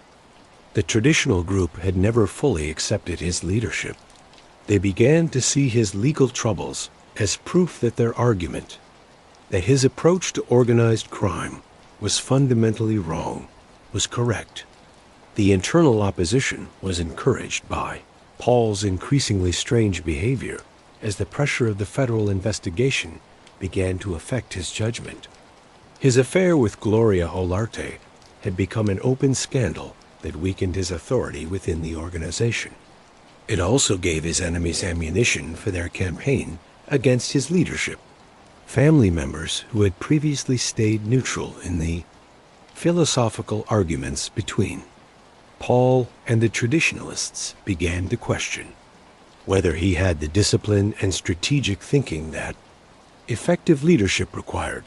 More significantly, Paul's response to the mounting pressures showed a level of desperation that his enemies saw as weakness. Instead of the careful, calculated approach that had defined his previous decision-making, he began making impulsive moves that created additional risks while providing little in the way of strategic benefits. His decision to limit access to the White House and reduce contact with subordinates was meant to reduce his exposure to surveillance, but it also had the effect of isolating him from the day-to-day operations that were essential for keeping control over a large criminal organization. Associates who had previously met with him regularly to coordinate activities and solve arguments found themselves dealing with middlemen who didn't have the authority to make important decisions. This isolation created a leadership vacuum that John Gotti was perfectly positioned to fill. As one of Aniello Della Croce's most trusted men, Gotti had kept regular contact with street-level members of the organization. These members felt increasingly disconnected from Paul's leadership. Gotti's reputation for being decisive and his willingness to take personal risks in dangerous situations made him an attractive alternative to a boss who seemed to be hiding. In his mansion, while his empire crumbled around him, the philosophical differences that had always existed between Paul and the traditional group became more pronounced as the crisis deepened. Paul's focus on avoiding law enforcement attention and keeping respectability was increasingly seen as incompatible with the realities of criminal leadership during a time of unprecedented legal pressure. His critics argued that the organization needed a leader who was willing to fight, not someone who sought to avoid confrontation through political maneuvering and corruption. Gotti's supporters began spreading stories about Paul's lifestyle and personal relationships. These stories were designed to weaken his credibility within the organization. They emphasized his comfortable suburban life. They emphasized his relationship with legal business leaders. They emphasized his reluctance to authorize violent solutions to the organization's problems. These criticisms connected with family members who felt that organized crime was losing its true character under Paul's leadership. The most damaging accusations concerned Paul's willingness to cooperate with law enforcement officials as part of his strategy for avoiding prosecution. While there was no evidence that he had actually provided information about criminal activities, his cultivation of relationships with police officials and prosecutors was seen with suspicion by men who had been raised to believe that any contact with law enforcement was a fundamental betrayal of mafia principles. These suspicions were fueled by Paul's increasingly desperate attempts to use his political connections to stop the federal prosecution. His associates made contact with influential politicians and business leaders who might be able to pressure prosecutors to drop the charges or reduce the scope of the investigation. While these efforts were legitimate attempts to use available resources to defend against criminal charges, they were seen by many family members as proof that Paul was willing to compromise the organization's independence to protect himself.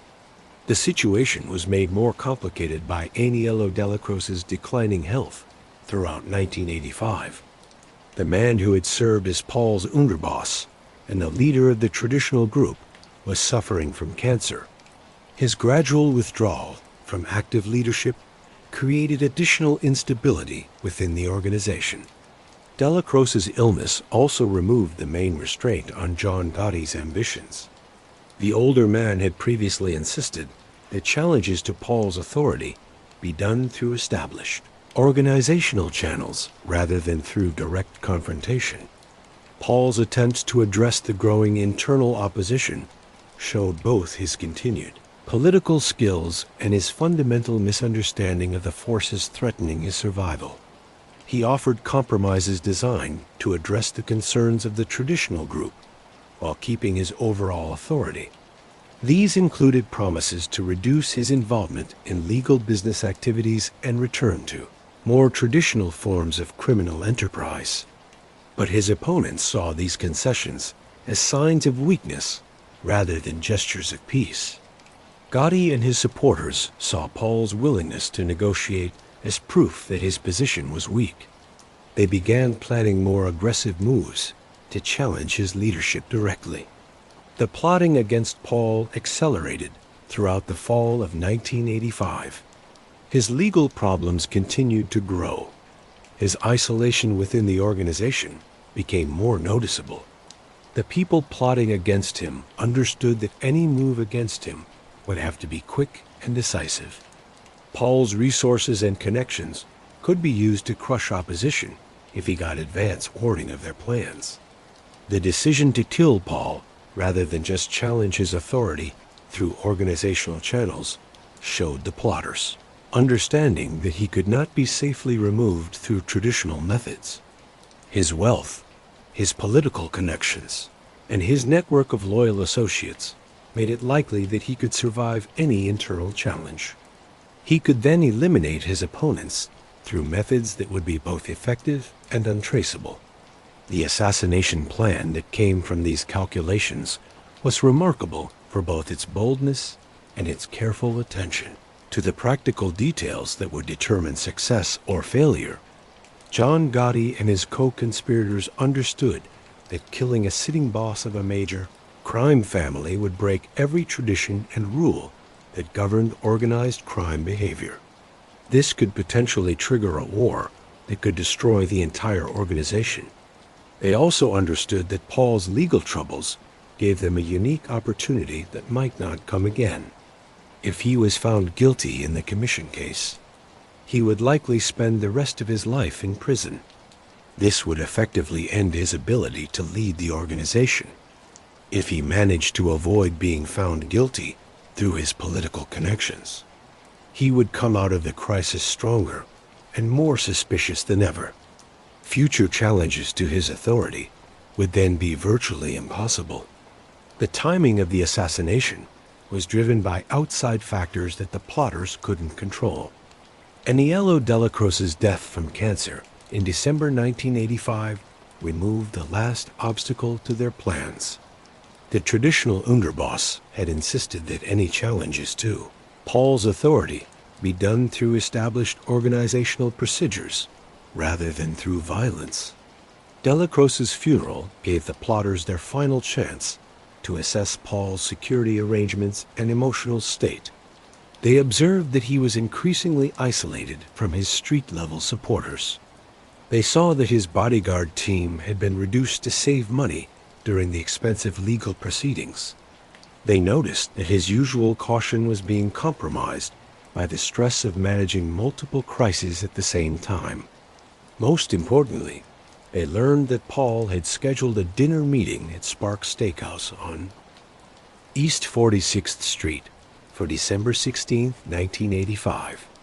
The meeting was to discuss organizational matters with several family members who had asked for face-to-face meetings.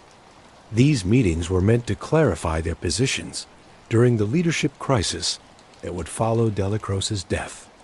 The choice of restaurant was significant because it represented everything that Paul's critics found wrong about his leadership style.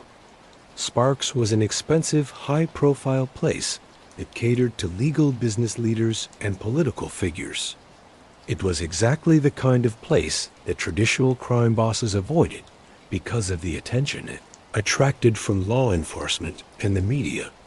The plotters recognized that Paul's decision to have sensitive organizational business in such a public place, showed his continued belief that his legal business image would protect him from the kind of violence that characterized traditional organized crime conflicts. They also understood that this belief represented a fatal mistake that they could use to their advantage. The assassination team put together by Gotti consisted of men who had proven themselves through previous acts of violence. They also had the discipline and intelligence needed to carry out a complex operation in the heart of Manhattan during the evening rush hour. The participants included Salvatore Sami, the Bull Gravano, whose reputation for strategic thinking made him valuable for planning purposes. There were also several younger associates who were eager to move up and willing to take huge risks to prove their loyalty. The operational planning was careful and complete. It took into account every detail that could affect the success or failure of the mission. The plotters did surveillance of the restaurant and surrounding area for several days before the assassination. They noted the timing of police patrols. They noted the flow of pedestrian traffic. They noted the locations that would provide the best positions for both the shooters and the backup people who would ensure their escape. They also developed backup plans for a variety of scenarios that might complicate the operation. These included the possibility that Paul might change his plans at the last minute. They included the possibility that additional security people might go with him to the restaurant. They included the possibility that law enforcement might have advance warning of the meeting and do their own surveillance. The mental preparation was as important as the operational planning. The plotters understood that they were about to cross a line that had rarely been crossed in the history of American organized crime. They were about to kill a sitting boss by members of his own family. This act would forever change the nature of their relationships with other crime families, with law enforcement, and with their own subordinates. But they also understood that their own survival depended on the success of the operation. Paul's legal troubles and internal opposition had created a situation where compromise was impossible and neutrality was not an option. They could either eliminate him and take control of the organization, or they could continue to serve under a leader whose methods they saw as fundamentally incompatible with their own survival. The final hours before the assassination were characterized by a mixture of nervous anticipation and grim determination among the plotters. They had committed themselves to a course of action that would either raise them to positions of unprecedented power or result in their own deaths at the hands of Paul's loyal associates or rival crime, families who disapproved of their methods. Gotti spent the afternoon of December 16th reviewing the operational details with his key associates. He also did normal business activities that would give him alibis for the crucial time period. He met with legal business contacts. He made routine phone calls that would be recorded by federal surveillance equipment. He kept the kind of public visibility that would make it hard for prosecutors to place him at the scene of the crime. The other participants in the plot followed similar patterns. They created documented proof of their whereabouts while also positioning themselves for their roles in the operation. This careful attention to details showed their understanding that the assassination would immediately trigger intensive law enforcement investigations. These investigations would examine every aspect of their activities during the relevant time period. As evening approached and the time for the operation drew near, the plotters began moving into their assigned positions around Sparks Steakhouse. The shooters took up locations that would allow them to approach Paul and his bodyguards quickly. These locations also provided escape routes that had been carefully planned and practiced. The backup people positioned themselves to monitor law enforcement radio frequencies.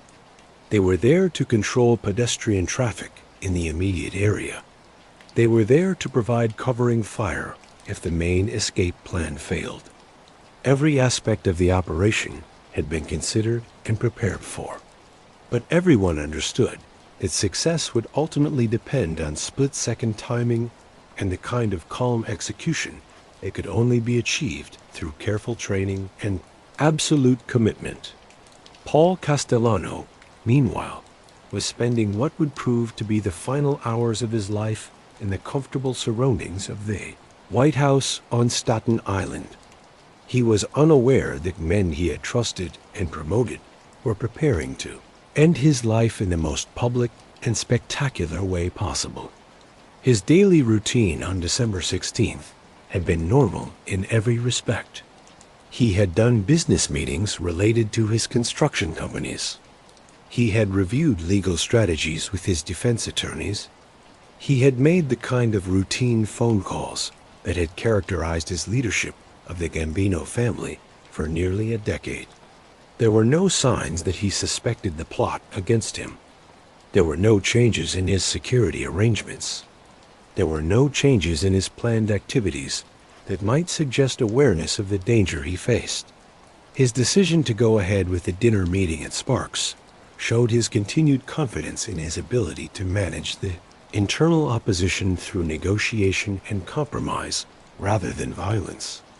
As his driver prepared the Lincoln Continental for the trip into Manhattan, Paul adjusted his expensive overcoat and got ready to attend what he believed would be a routine business dinner. He was meeting with associates who shared his commitment to the organization's continued prosperity and success. He had no way of knowing that he was about to become the central figure in one of the most audacious and significant acts of violence in the history of American organized crime. It would be an assassination that would forever change the nature of the criminal underworld and mark the end of an era that had begun with his rise to power nearly 30 years earlier. The stage was set for the final act of Paul Castellano's remarkable life. It would be a conclusion that would prove the arguments of his critics right while simultaneously destroying the criminal organization that had been the focus of his ambitions and the source of his power for more than 4 decades. The early winter darkness had already settled over Manhattan by 5:30 p.m. It transformed the busy streets into rivers of light from storefronts, street lamps, and the endless stream of vehicles making their way through the pre-holiday traffic. The temperature was just above freezing. It created the kind of raw, penetrating cold that seemed to seep through even the heaviest overcoats and remind everyone that winter had truly arrived in New York City. Paul Castellano's Lincoln Continental made its way through the Queens Midtown Tunnel at approximately 5:45 p.m. It carried its occupants toward what should have been a routine business dinner in one of Manhattan's most famous restaurants. Paul sat in the back seat reviewing notes for the meeting. His driver and bodyguard, Thomas Bilotti, navigated the heavy traffic that characterized Monday evening rush hour in Midtown Manhattan. The conversation between the two men was relaxed and businesslike. It focused on organizational matters that needed to be resolved following Aniello Della Croce's recent death and the internal tensions that had been building within the family throughout the previous year. Paul was confident that the evening's meetings would help clarify the positions of various group leaders. They would also provide him with an opportunity to reassert his authority over subordinates who had been questioning his leadership. Bilotti, who had served as Paul's driver and bodyguard for more than 15 years, was equally confident in their security arrangements. The restaurant location had been chosen specifically because it was public enough to discourage violence while also providing privacy for sensitive conversations. The timing was designed to avoid the peak dinner hours when law enforcement surveillance would be most likely. It still allowed them to return to Staten Island at a reasonable hour. Neither man had any sign that their movements were being watched by a team of assassins who had been planning this operation for months. These assassins had carefully studied their routines, their security procedures, and their personal habits, they were ready for what would prove to be one of the most audacious hits in the history of organized crime. John Gotti had positioned himself in a car parked several blocks from Sparks Steakhouse. There, he could monitor police radio frequencies, while also keeping command and control over the various parts of the assassination team. His role in the operation was deliberately indirect. He would not personally take part in the shooting, but he would coordinate the timing and ensure that all participants understood their responsibilities and escape routes. The main assassination team consisted of 4 shooters.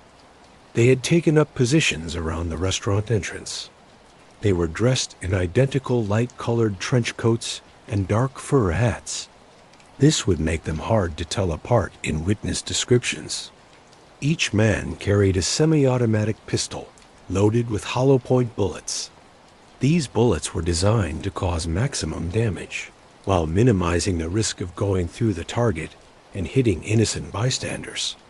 The operational plan was elegantly simple in its execution, but sophisticated in its attention to detail. The shooters would wait until Paul and Bilotti got out of their car and started walking toward the restaurant entrance. Then they would approach quickly from different directions. This would prevent either target from reaching cover or drawing defensive weapons. The entire operation was expected to last less than 60 seconds from start to the escape of all participants.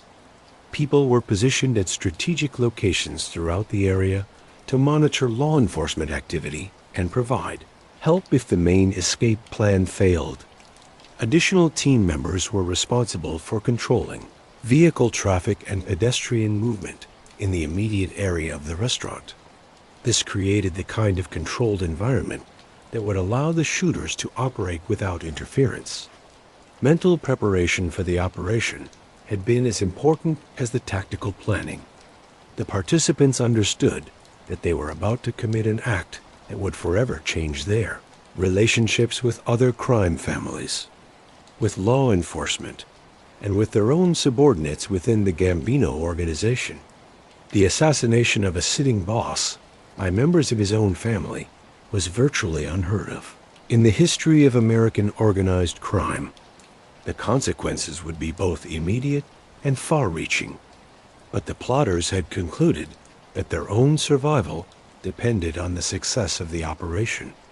Paul's legal troubles and his philosophical differences with traditional crime, family values had created a situation where compromise was impossible and continued obedience was dangerous.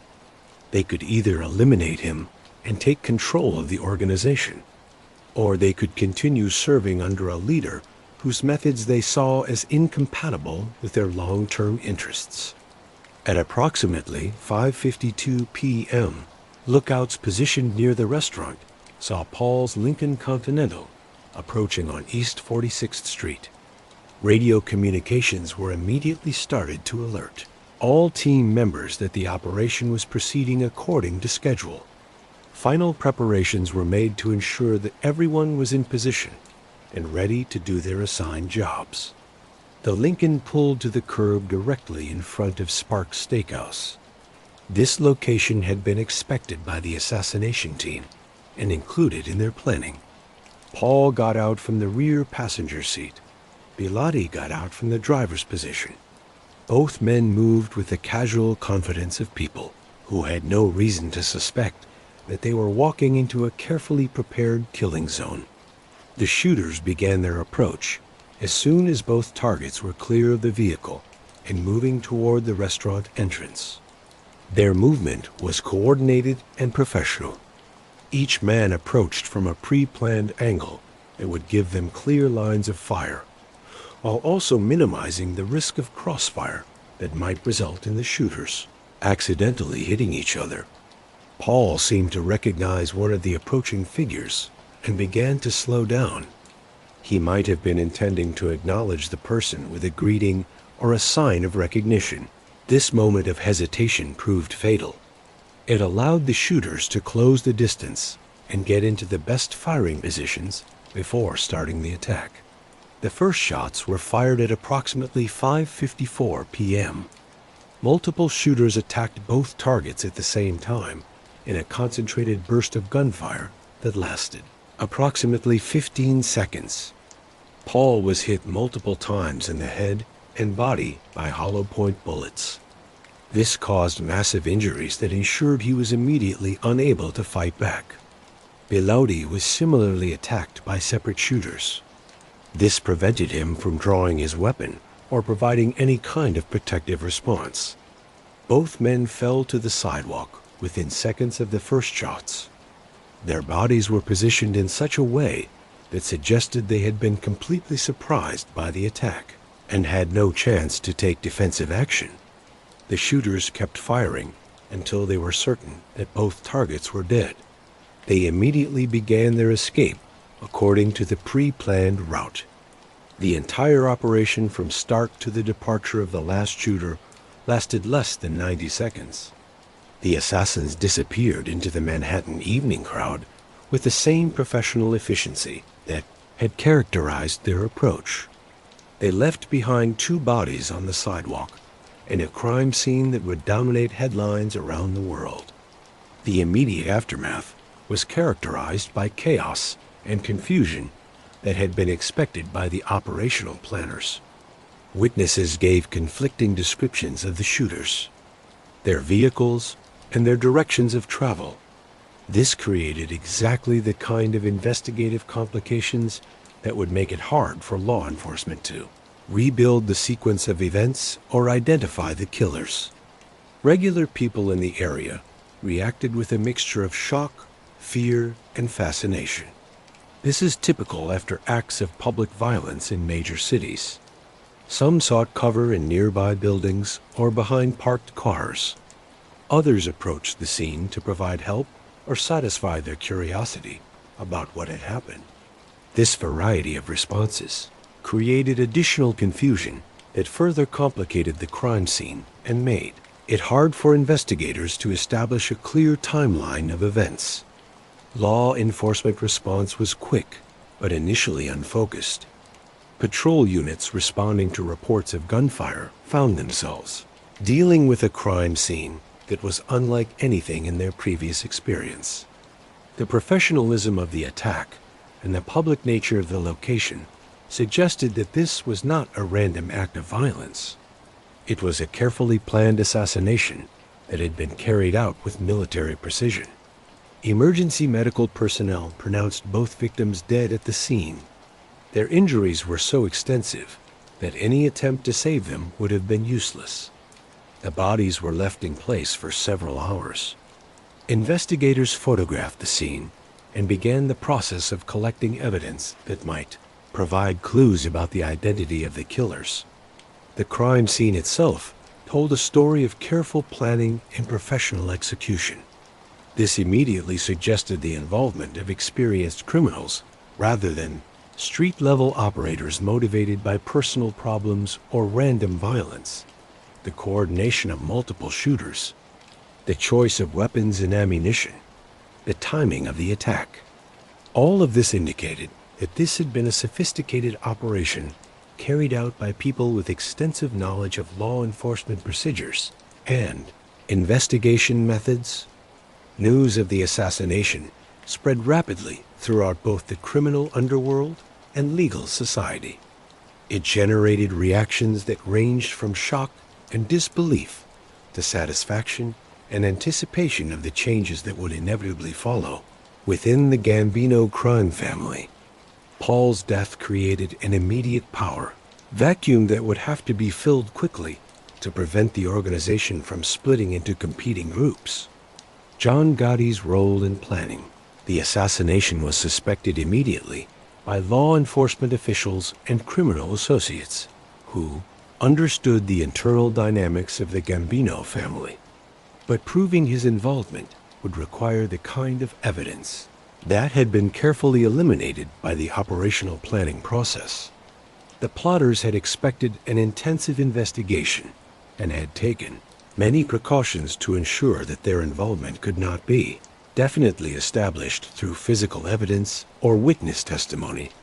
The assassination of Paul Castellano marked the end of an era in American organized crime and the beginning of a new chapter. This new chapter would be characterized by more violence, less sophistication, and finally, the systematic destruction of the criminal organizations that had dominated illegal activities for more than half a century. The man who had sought to modernize and make organized crime more legitimate lay dead on a Manhattan sidewalk. His vision of sophisticated criminal enterprise was destroyed by men who represented everything he had tried to move away from. The position he had worn for nearly a decade had been taken through exactly the kind of violence he had sought to remove from organized crime. It would be worn by successors who had fundamentally different ideas about the nature and purpose of criminal organizations in American society. The concrete empire he had built would survive his death, but it would be changed by new leadership that had little interest in the political relationships and business sophistication that had made him one of the most powerful crime bosses in history. The future would belong to men who understood that power in the criminal underworld still came from the barrel of a gun. They understood that all the political connections and legal business, success in the world could not protect someone from enemies who were willing to risk everything to achieve their goals. Paul Castellano's remarkable journey from Brooklyn, butcher's son to the most powerful crime boss in America, ended where it began. It ended in violence that was both shocking in its boldness and logical in its inevitability. The story of his rise and fall would become legend within organized crime circles. It would be a cautionary tale about the limits of modernization and the lasting power of traditional values and institutions that were fundamentally built on violence and intimidation. In the immediate aftermath of Paul Castellano's assassination, the effects spread through the criminal underworld like earthquake waves. They forever changed the landscape of organized crime in America. The execution-style killing outside Sparks Steakhouse had been more than just a change in leadership. It was a violent rejection of everything Paul had tried to accomplish during his nearly decade-long reign as boss of the Gambino crime family. John Gotti's rise to power was quick and decisive. Within hours of Paul's death, he had taken control of the family's operations and eliminated potential rivals who might have challenged his authority. His first acts as boss showed a fundamental rejection of Paul's philosophy and methods. He returned the organization to the traditional values and practices that had characterized organized crime for generations. Gone were the sophisticated business operations that had generated hundreds of millions of dollars through legal enterprises. Gotti favored traditional street-level activities: gambling, loan sharking, and extortion. These were more visible, but also more profitable for individual family members who had felt left out of the benefits of Paul's corporate approach to organized crime. Gone, too, was Paul's focus on staying out of sight and avoiding confrontations with law enforcement. Gotti sought media attention with the same enthusiasm that Paul had sought to avoid it. He became a celebrity criminal.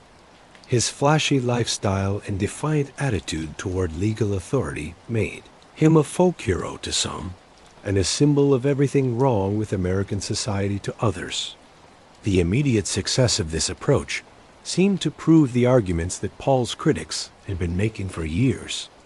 The Gambino family's profits increased dramatically under Gotti's leadership.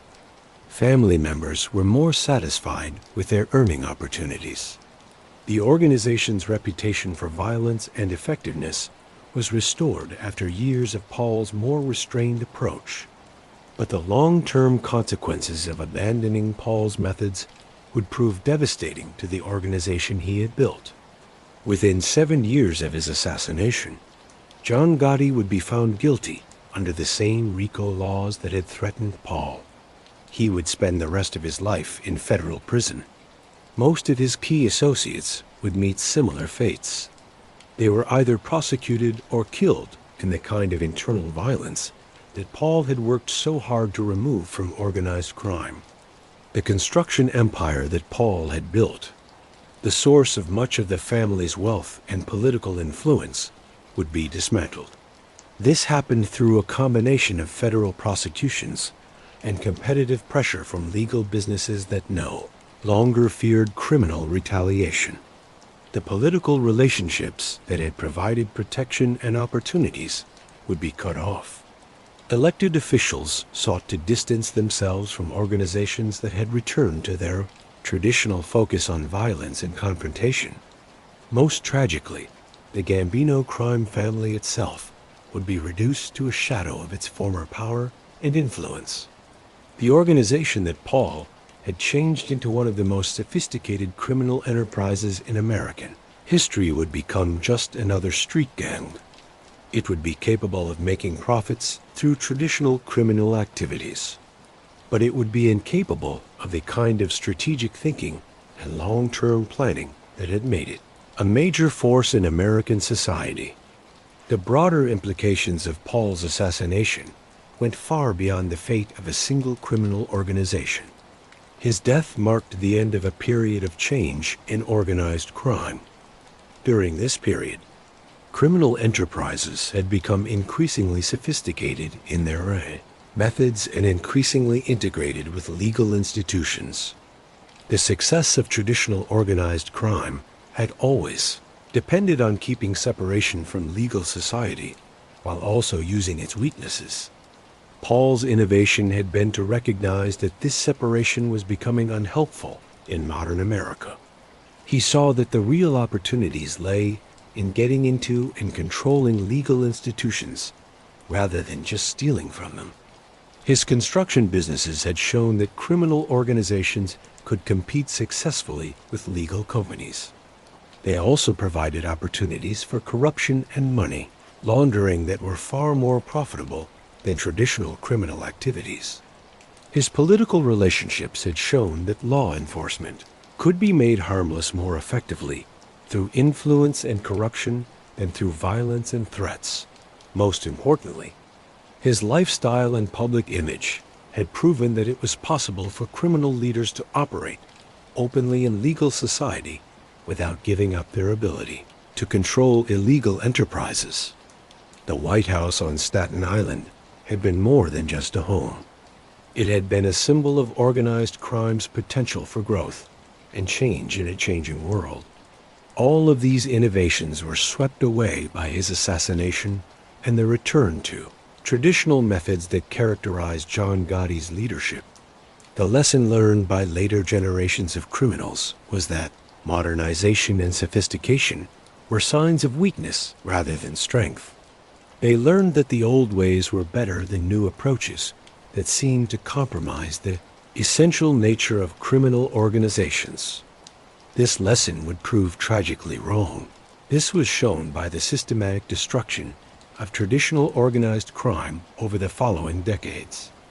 Law enforcement agencies, armed with RICO laws and advanced investigation methods, would methodically take apart criminal organizations that clung to outdated methods and failed to adapt to changing circumstances.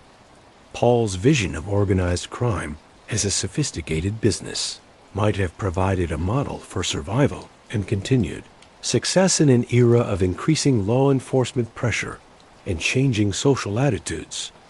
His focus on political relationships and legal business activities might have allowed criminal organizations to keep their power and influence while avoiding the kind of prosecutions that would eventually destroy most of their traditional competitors.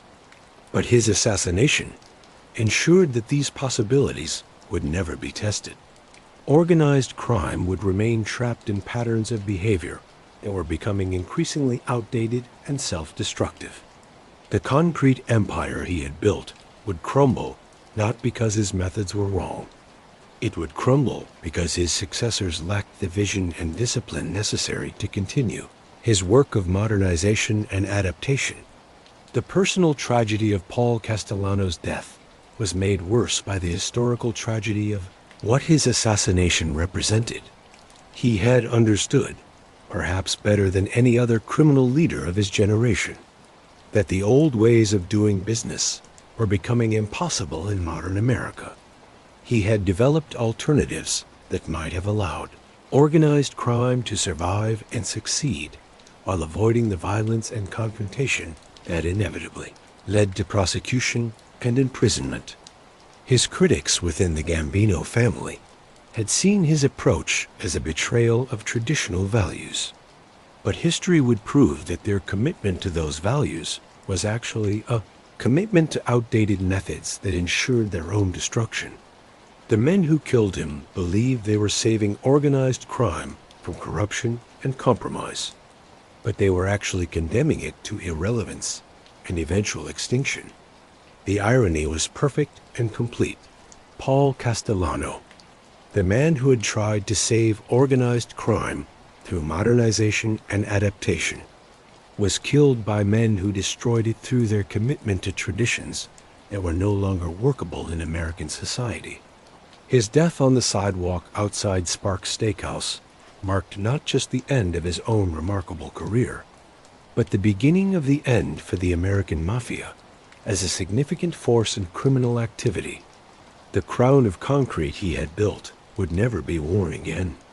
The kingdom he had ruled would soon be reduced to ruins by the very men who had taken his life in the name of preserving its traditions. Paul Castellano's story remains a fascinating study in the possibilities and limitations of criminal leadership in modern America. His rise from Brooklyn Street, tough to the head of the most powerful crime family in the country, showed the opportunities available to men who combined intelligence, ambition, and strategic thinking with the willingness to break society's most basic laws. His fall showed the dangers inherent in any attempt to balance competing loyalties and contradictory values. This was especially true in organizations that were built on violence and kept going through fear. His assassination proved that even the most sophisticated criminal enterprises remain vulnerable to the basic forces of jealousy, ambition, and ideological conflict that have destroyed powerful men throughout human history. But perhaps most significantly, his legacy showed that vision and innovation, even in criminal enterprises, require not just individual genius, but institutional support and cultural acceptance to achieve their full potential.